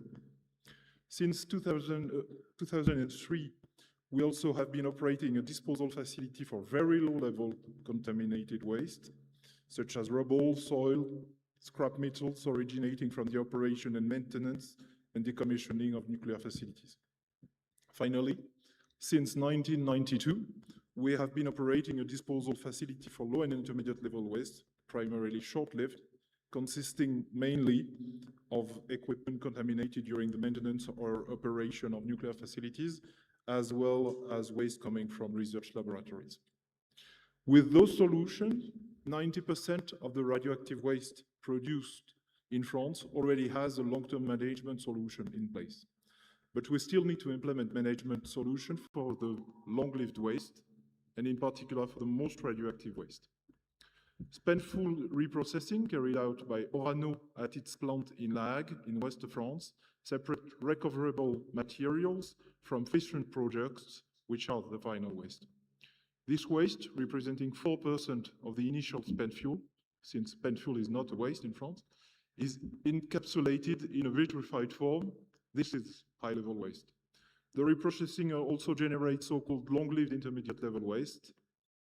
Over the 50-year operational lifespan of French reactors, the production of high-level and long-lived intermediate-level waste is estimated at approximately 80,000 cubic meters. For this waste, a solution must be designed to ensure long-term passive safety. The waste must be placed in a geological environment that can contain the radioactivity over a very long period of time. This is the principle behind CGO, France's geological disposal facility project, whose creation license is expected to be delivered by the government in 2027 or 2028. This detailed overview of our activities allows me to illustrate the experience France has acquired in the long-term management of radioactive waste. With such volumes of waste, it was indeed essential for France to find and implement sustainable solutions for waste so that our generation can assume its responsibility and not pass the burden on to the future generations. ENDRA, like other stakeholders, is also very active internationally in sharing its experience, especially within international bodies. We can mention here in particular the NEA and the Radioactive Waste Management Committee. According to us, the key factors that have enabled France to ensure sustainable management of radioactive waste, among others, are as follows. First, we should stress the importance of having a policy framework that sets the ground rules. In France, the Parliament has already passed 3 laws on radioactive waste disposal, and further legislative action is already planned. Then France decided to create an organization that is independent from waste producer and dedicated solely to the long-term management of all radioactive waste, ANDRA, with the sole purpose of developing, building and operating sustainable management solutions. A comprehensive inventory of radioactive materials and waste present on national territory is also conducted in France every 5 years. This inventory, which is publicly available, identifies existing waste stocks, waste that will be produced in the near future, and projections based on various scenarios regarding waste that could be produced in the future. France has also established a national plan for the management of radioactive waste and material. This plan is renewed every 5 years, and its objective is to specify how, within the framework of the law, progress is made in developing management solutions. Given the unique nature of radioactive waste, which remains hazardous for very long periods of time, Parliament has also incorporated territorial and societal dimensions into the law. To establish a disposal facility, it is of course necessary to find a site with a suitable geology, but also at a location where the local population, elected officials, residents, economic stakeholders, and others accept long-term disposal projects. This dual dimension of local and national dialogue with the stakeholders is essential. Regarding the societal aspect, far from being just a technical issue, radioactive waste raises political, economical, technical, ethical, and philosophical questions. The public and stakeholders must have access to all necessary information on the topic, and we must recognize their need for ongoing dialogue between the project owner, stakeholders, the public, and in particular residents living near the disposal facilities. To conclude, waste management is a long-term endeavor, an iterative process, and it is important to move forward, even if it is only step by step. We must remain transparent, responsible, and humble. Radioactive waste management is above all an adventure in which we must build and maintain trust among the involved parties. Thanks for your attention. Thank you very much. And now we'll hear from South Africa, from Edwin, on their perspective of waste management.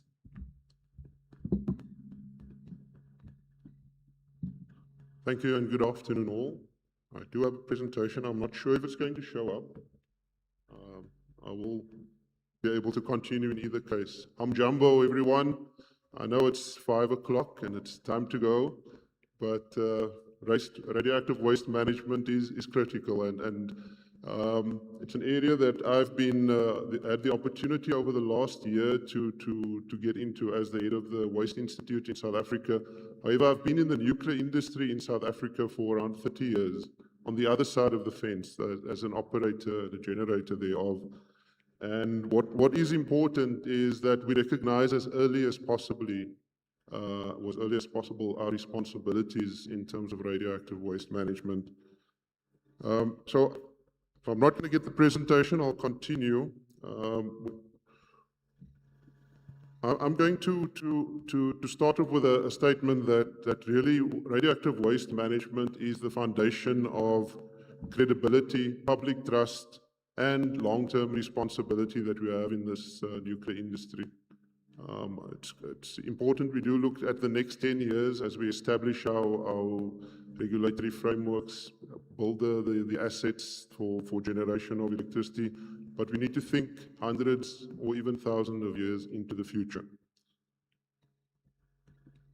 Okay, so in terms of why we deal with radioactive waste, it comes from a number of sources. So we've discussed nuclear energy, electricity, but nuclear medicine is another key source of radioactive waste that we deal with. And in South Africa as well, we've seen that our Safari 1 reactor produces around 20% of the technetium-99 and moly-99 that's needed for saving millions of lives around the world internationally.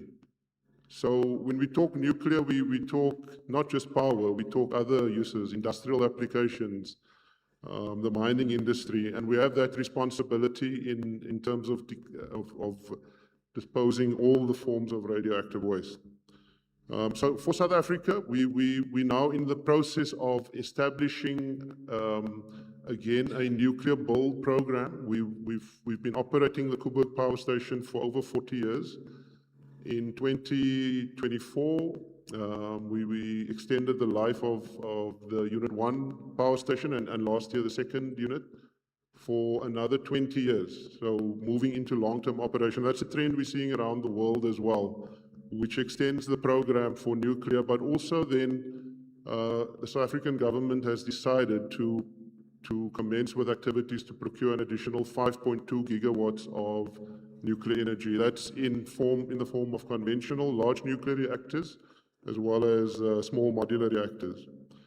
Now, the back end side of things that radioactive waste refers to is where my institute comes in, the National Radioactive Waste Disposal Institute.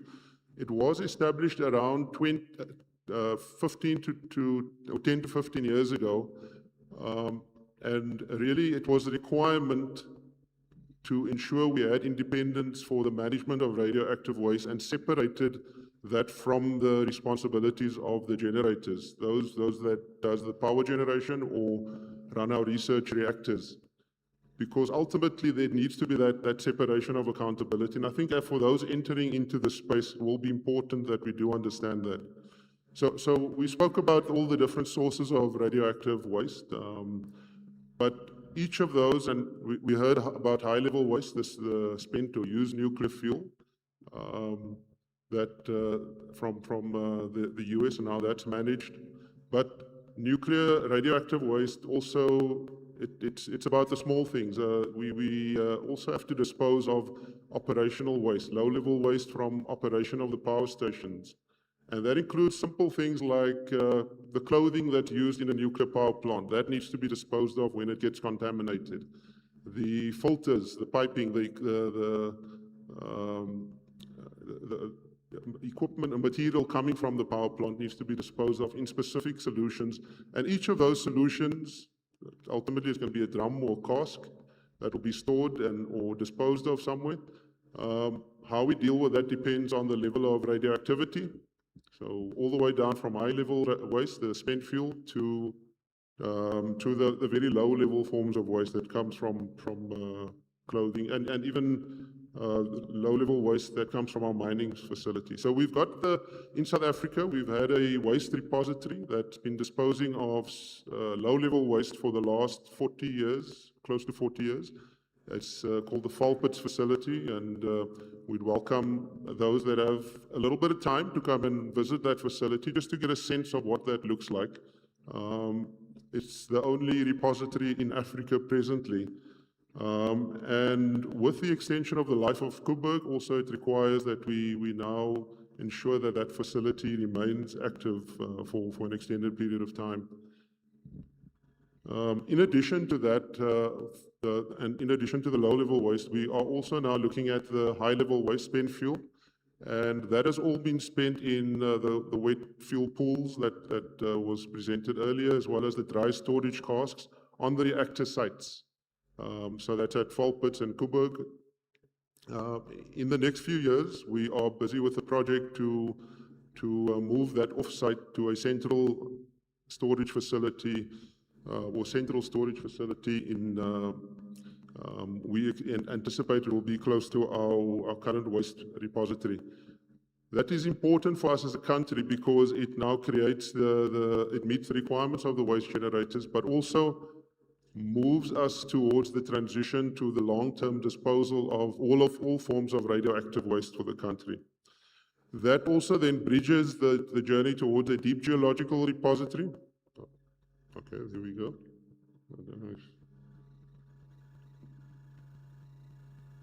So I just wanted to show a few pictures to help with illustrating some of the concepts. So here we see the different forms of radioactive waste that needs to be disposed of, classified in terms of decay period as well as radioactivity levels. And this is our Falpits repository in the northern Cape part of the country, where we dispose of both concrete drums as well as steel drums, which is each of those deals with different classifications of waste. And this is the central storage facility for our spent fuel that's currently being developed. We're busy with the environmental process and licensing design of this facility.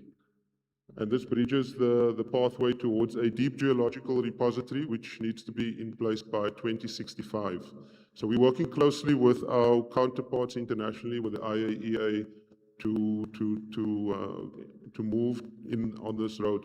40 years might seem like a long time, But industry experience shows that it takes even longer than that to do the research, to identify the sites, and then to construct that facility to move fuel into one of these, into a deep geological repository.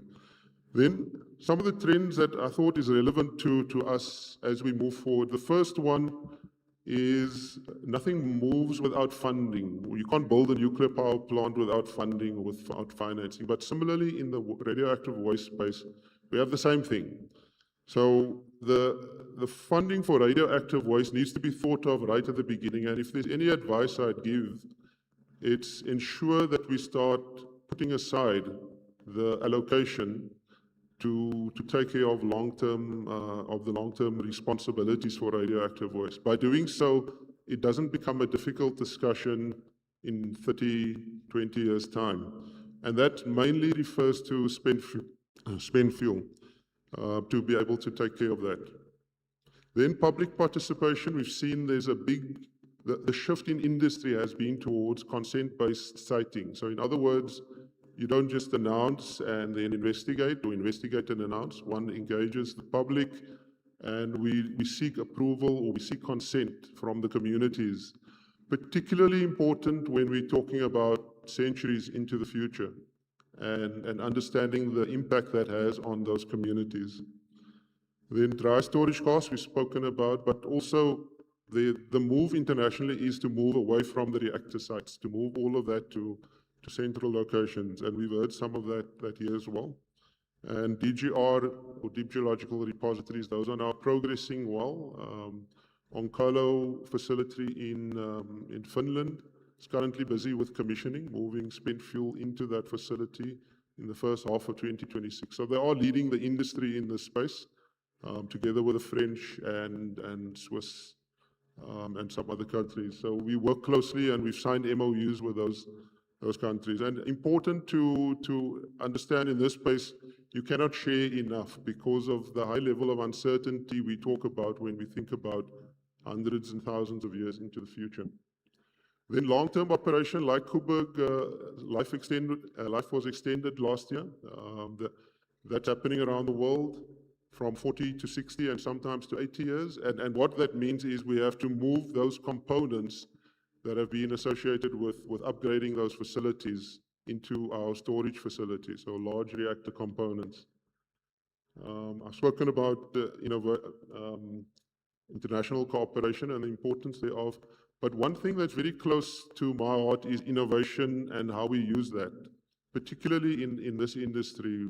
The benefits that we now have of using new technology, artificial intelligence, building much more sophisticated models will be important as we put together the safety cases to dispose in our facilities, as we utilize robotics, automation in facilities with high radioactivity levels where there is a benefit in automating these facilities and having equipment that can work in highly radioactive environments.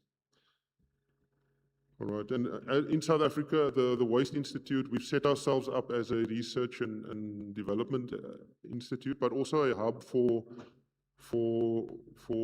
expertise, a center of expertise of radioactive waste in the country. And that means engaging not just our counterparts internationally and the IAEA, but also local universities in research and development, understanding the diverse topics, geology, seismology, radiation protection, and automation. And then finally, in conclusion, I just wanted to highlight that really radioactive waste management closes the nuclear fuel cycle.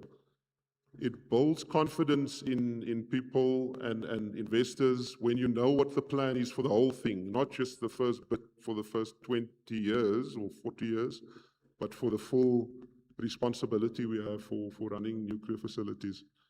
And confidence is important. Just over lunch, I had a good discussion where, again, it becomes clear when one talks about new nuclear, one talks about running a nuclear plant, extending the life of the plant. Half of the conversation that people has or wants to have is about your waste. What are you doing with it? What's going to happen? What's that about? So we need to have our plans developed as early as possible for radioactive waste. And that will enable and be a key enabler for nuclear expansion in Africa, but around the world. So I want to say that the solutions are all known. We can see the countries are moving there. What is important, though, is that we must now implement those solutions for disposal of our nuclear waste, all forms thereof. And we must work together and build, and we can build as Africa, as we build our facilities, our knowledge, we also build that into our nuclear development. Thank you. Asante sana.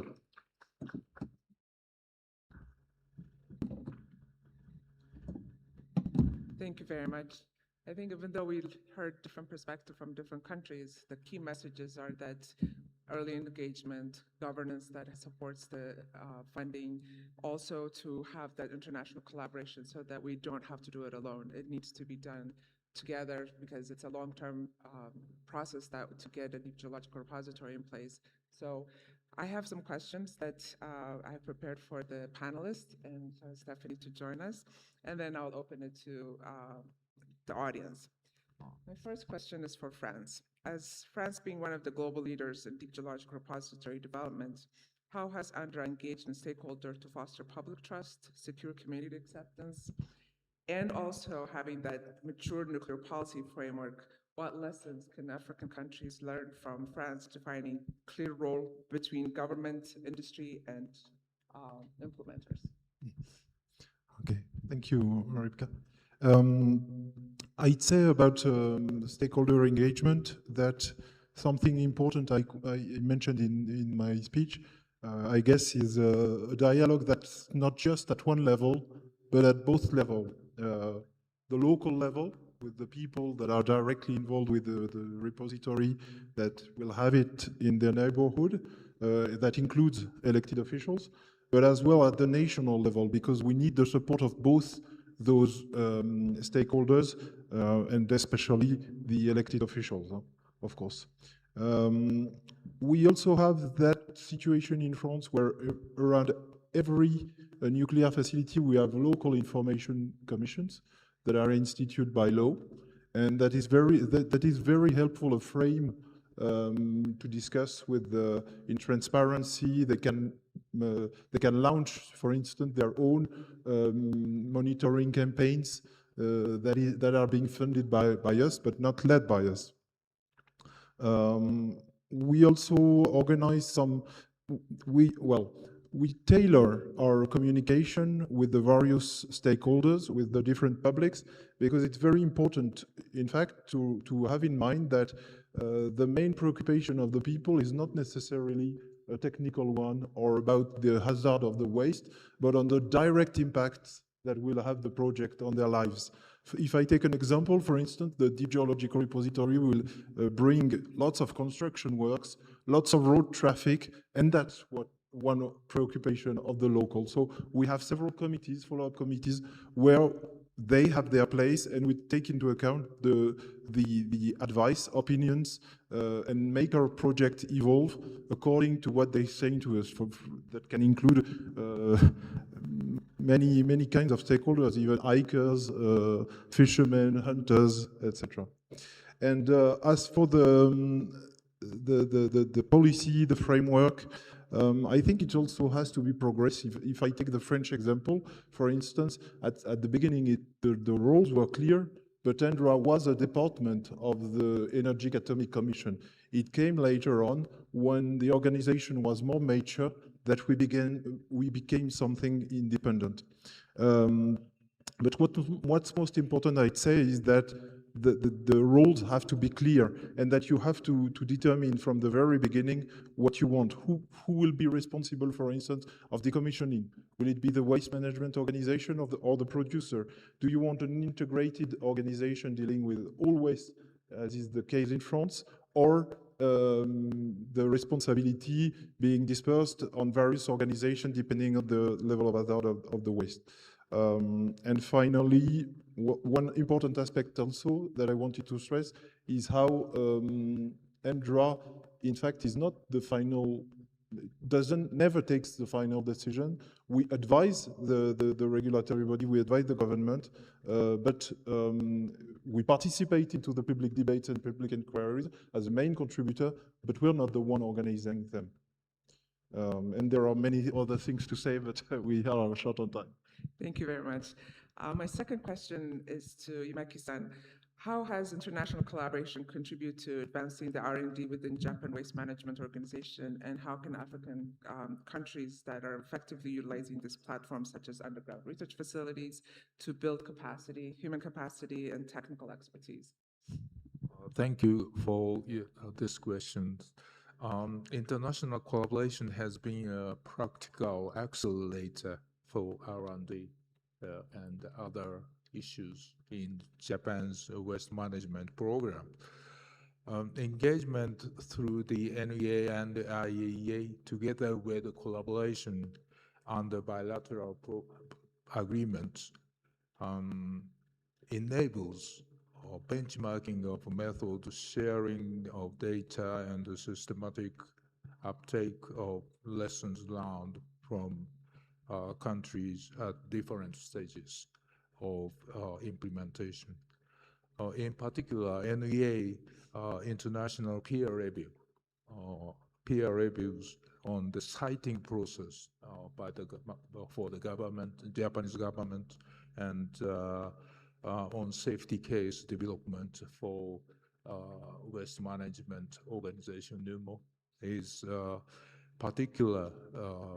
highly important for strengthening the technical credibility, which in turn increase the confidence of the general public and the other stakeholders. That's very important for us. And for African newcomer countries, for example, the underground research laboratories, to join underground research laboratories project can function at hands-on classroom that turn theory into competence. The Japan Atomic Energy Commission, Japan Atomic Energy Agency and NEA is promoting the international joint project at the Japanese URL. That is one opportunity for those embarking countries for nuclear system. Thank you. Thank you very much. Just to add on that, those are the type of facilities that people can come in and do research, but they are participating in that joint project and be able to have access to such a great facility that costs a lot of money to develop. And we have a number of those engagements that with different countries. And the HIT project, for example, provides countries that are just at the early stage of the development of their DGRs were able to go into that facility and do research. So it's a great opportunity. Redmond, as you're the organization that is being responsible for establishing new facility, such as the Central Spent Fuel Interim Storage Facility, DGR, what do you believe will be a key success factors for implementing projects that establish these facilities? Thank you, Rebecca. So funding clearly, and as I mentioned, will be critical. Establishing a clear framework for how that will be dealt with through the early policy decisions that gets made, regulations that's put in place, establishing the framework for that. Now, there are different options internationally and we can benchmark, but think about it up front. The model that's worked well for some of the countries that have now moved forward with the deep geological repositories is one of setting up a central waste disposal fund that the waste generators effectively support. They pay a percentage of the benefits of running those facilities into a fund that would then be used and should ensure the management of the radioactive waste, the spent fuel, for as long as it needs to be managed. So that's critical. The second one is engagement. I think we're going to keep talking about that because trust and engagement and how you do that, you cannot do it too much. And I was pleased to hear that already here the discussion in Kenya is around getting the approval and the support of the communities around setting up the where the new facilities will go. And similarly in radioactive waste management, it's probably even more important just because of the timelines and the association that people will have with the land in communities, and they need to understand what it is we're coming to do there. And we also get value from the communities or the public, because they understand what's happened in their areas. They understand the reality. So that helps with actually putting together our making the right decisions. But then also sharing some of the benefits that comes with these, the work that we do. And it's not just about, so it is about obviously opportunities for people, but it's also about establishing a scientific organization in locations that's maybe you wouldn't have those, and creating those interfaces for people and for the future. And then finally, it's just skills and expertise and starting as early as possible. Most of the people in the waste management space, they have often worked in other areas of the nuclear industry. So we need to work together across the nuclear industry, whether it's operations, design, as well as then radiation protection and waste management to build the skills that we require in this space. Waste management does have some peculiarities, talks to things like geology, seismology, that maybe is not as well integrated into the nuclear skill set, but we need to make sure we access some of those that we require. And that requires working with the technical institutions, universities, sponsoring PhDs to do studies that are important to us. That's something we found important. It addresses more than one challenge. Thank you. Thank you very much. Stephanie, as you're creating a new expertise for spent fuel management within INL, and as being one of the experts leading organization in research and development, how do you find a way to integrate all those research that's being done in the various national labs and also outside to integrate it to be more effective and be able to manage for the future activities? I think it's absolutely critical for us to get ourselves out of our silos and to work very collaboratively across the various different expertise, different laboratories, industry, our international collaborations. It's incredibly important to bring all of those perspectives to bear on such an important topic. And I think it's also very fascinating to have such a diverse crowd on the stage, and yet we often said many of the same things. You know, think of the end at the beginning. Safety is the prerequisite. Integration of the entire system. And so I love the integration of the entire system. I also I think it's interesting to be able to be in a position where the team that I work with is working on disposal research, but we're also working on siting questions. And that's typically two very different subject matter, and yet we're bringing that team together into one office within the Department of Energy. We're not fully integrated yet, but we've taken all of these steps. Our teams work together, we meet together, and it's been fascinating to watch our geophysical scientists and our social scientists working together in the same room, and they're learning things from each other, and we're a much better team for having that diversity of teammates. Thank you very much. I'll open it to the audience if you have any questions. I see one. Is there a mic that could go?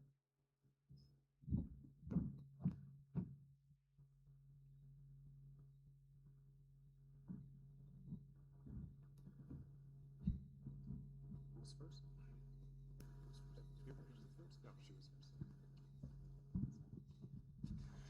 Good afternoon. Thank you to all the panelists and the moderator for that enlightening presentation. I have quick questions. My name is Kate Mavuti. I'm from an energy advisory company, Renew Africa Advisory. With regard to waste, maybe this is just two questions to the countries that already are engaging in waste management. What does land acquisition for these sites look like for you? Because in a country like Kenya, land is a very serious and emotive issue, and we have no idle land. Every land is, purposed for something. So what does land acquisition for a lot of these waste management sites, considering they're permanent sites, some of them, how does that look like in your jurisdictions? And then secondly, excuse my ignorance on the waste management, modalities or processes, but a lot of the geological repositories, I'm guessing, are permanent, meaning forever. So what does that look like on an environmental point of view when you have, issues like, for example, tectonic shifts, or water aquifer shifts, or I'm an oil and gas lawyer, so hydrocarbon shifts. What does that look like when you're looking at 100,000 years in the future? Thank you. Fabian, and then Edwin. Thanks for the question. For the first question on land acquisition, of course, it depends on the nature of the disposal facility. For surface disposal, we will need the surface, but it's a very limited perimeter. For a deep geological repository, the issue is somehow different, because we'll have surface facilities for the arrival of the waste packages, for maintenance, and for the operators to access the lab through shifts. So we need to acquire the surface for those facilities, and of course we try to make that on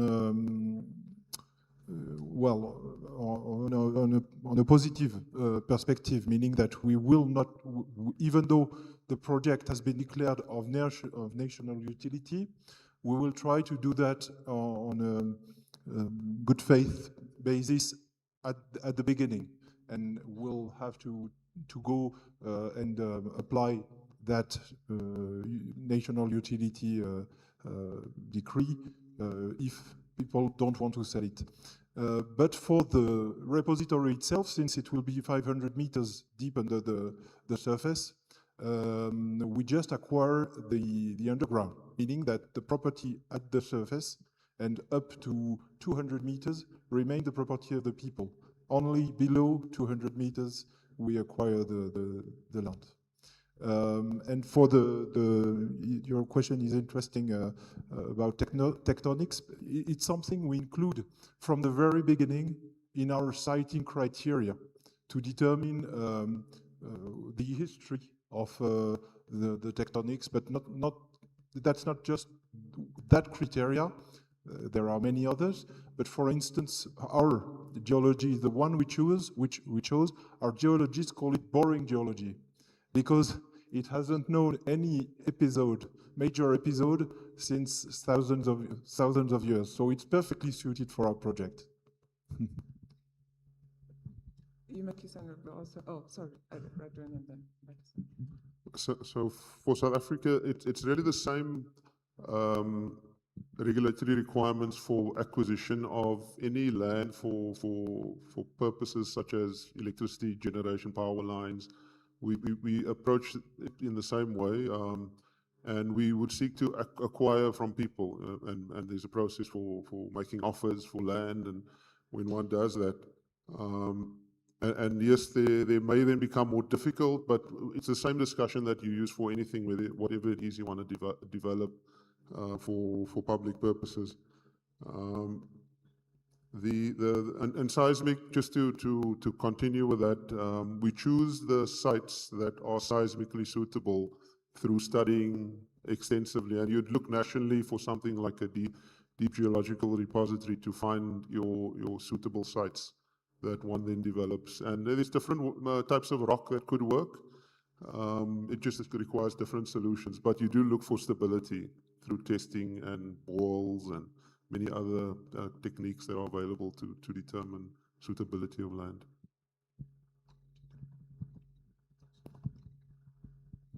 Thank you very much for the interesting question. For first questions, it's the same as in the other countries. During the operational phase, it is strictly inhibited to provide some activity within the repository area, in particular for the surface facilities. So, but after that, our regulation, our act, natural safety regulations, is strictly required. The record of the repository system, record information should be maintained forever. This is required by the act, our act. So for that case, the legally, this record will survive forever. For that case, it can avoid the future human intrusion, something like that. Anyway, but anyway, these kind of the discussion should be discussed again at the time for the repository closure. And the second question, we are living in the most geologically active places. So our siting process is very carefully to avoid the active fault, active volcano, and something like that. But it is generally accepted by the people. They are suspicious to carry out, implement the geological disposal in Japan. Many times and always asked by the general public. So the very continuous and patient dialogue with the people. We have not many places, but some places are very suitable for the geological disposal. After our licensing process, every country can support you are the very good repository compared with the Japanese system. Thank you very much. We have one more last question. They're telling me I need to close down, so. Thank you for a wonderful discussion this afternoon. My name is Yakubu Viva Ibrahim. Yesterday, there was a projection from Kenya that many African countries are embarking on nuclear technology, either they're in their first phase or second phase. So in your experience, what model should African countries adapt in terms of spent fuel and radioactive waste management? So that's one. My second question is, there was a presentation from the US, the cost of back-end management, $2 million per dollar. So how will that impact the accrued benefit, at least for operating a reactor for just maybe 8 years, compared to hundreds of years to be able to manage that back end? Thank you. First question. So I'll take your second question first, just because it's a little bit easier. So the cost of the back end of the fuel cycle for us in the United States right now is based on the liabilities of the US government having failed to collect the spent fuel at the time when it said it would collect it. So that would not be your typical cost of maintaining the back end of the fuel cycle if you had planned it from the beginning and had been able to execute, if we had executed better on citing interim storage and final storage in a deep geological repository. I'm not saying that any of the folks who came before had done anything incorrect. It's just we've learned so much through this process and through working with communities and learning from our international colleagues as we all struggle through this complicated question.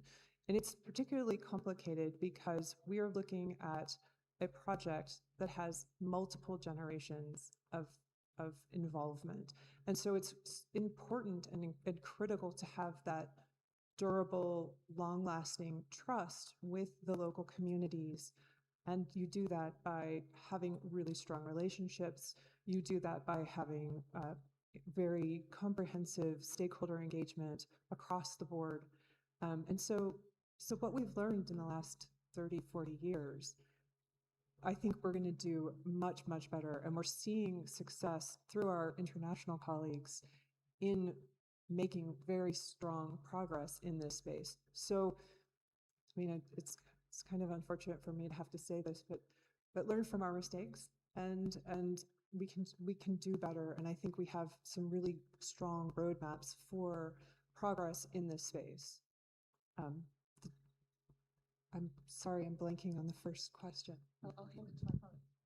Yeah, I'll give it a try because it's open-ended. Yes. What though needs to be done is upfront. We need to be understanding what's available in our country. So we would investigate sites. You'd know kind of based on the technology what you can expect to get from the plant in terms of radioactive waste, whether it's spent fuel or small modular reactors that now present some different challenges, new types of materials that would need to be considered based on the technology.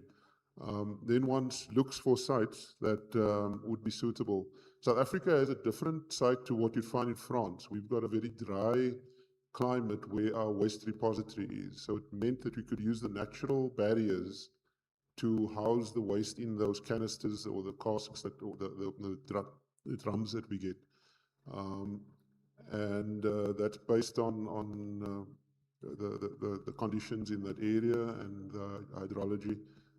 In France, it's going to be different. They actually put it in buildings, but there are things that you put in place to manage that. And then we also look at underground water, the risk of things moving around if anything were to leak, which has not happened, I must say, from our facility.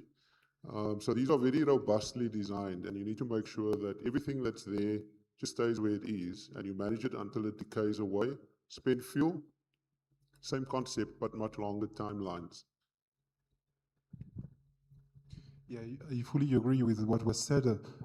It's always a couple between the waste, its characteristics, so you have to know which waste will come from the concept you choose, and then the geology to be put in regards with the geology, and the geology is something that you can't decide it there, and some countries have. We are quite lucky in France. We had several options, but for instance, if you take Sweden, Finland, they just have granitic rocks, so the choice is limited in that case, and you have to develop a concept with that will suit that specific geology. So it's always a dialogue between the waste, the geology, the concept. And for more general opinion, I'd say that, and that has been said during the speeches, what's important is that once you start operating a nuclear reactor, there will be waste generated, operational waste, maintenance waste. So you have pretty quickly to have a solution for that waste to be dealt quite quickly. And do not delay the thinking about what will have to be done for the most radioactive waste. That's a long process. We're finalizing the obtention of our creation license, but we started 40 years ago. So you see, it's a long path. Yeah, I fully agree with the two gentlemen. And the important thing at the start of the waste management is that you identify the waste characteristics and amount of the waste you will generate it. This information is a key for further develop of your system for the geological repository, storage, and so on. So in the past, in Japanese program, in the past, we have not yet taken care much for the West in the past. For that case, the many legacy waste we have now. The important point is the legacy waste has not been well characterized. So it's very, very important to characterize that. And at present, it's very, very costly to identify the old unidentified waste to be well characterized for the storage, transportation, and geological disposal. Thank you very much. So to close, I think Africa has the opportunity to be learning from the 60+ years of experience of development of the geological repository, the research that has been done, some of the lessons learned. So when you're starting your program, it's important to start the end in mind and being able to identify what are the type of waste that I'm going to be creating. Is this the right, am I going to be able to dispose of it? What are the technical aspects that I need to consider? So all of those things are support that decision and sustainability of the radioactive waste and the nuclear energy as a whole. So I will close it by saying that back in fuel cycles where technical excellence meets societal responsibility, getting it right essential for the future of the nuclear energy. Thank you very much, and I close the session.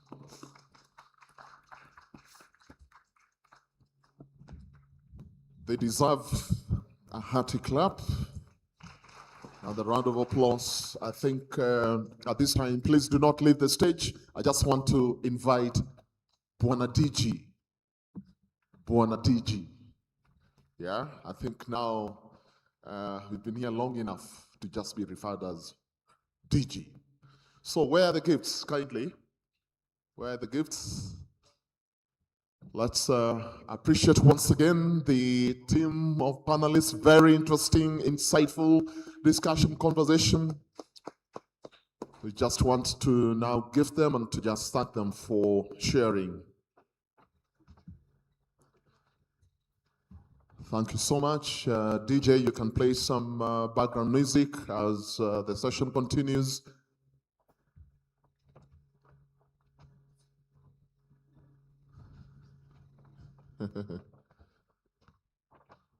Mm-hmm.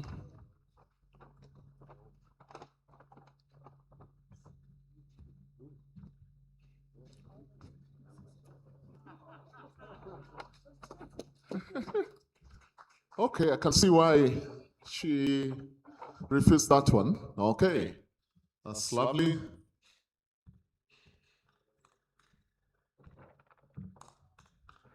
Okay, are you posing for one more photo?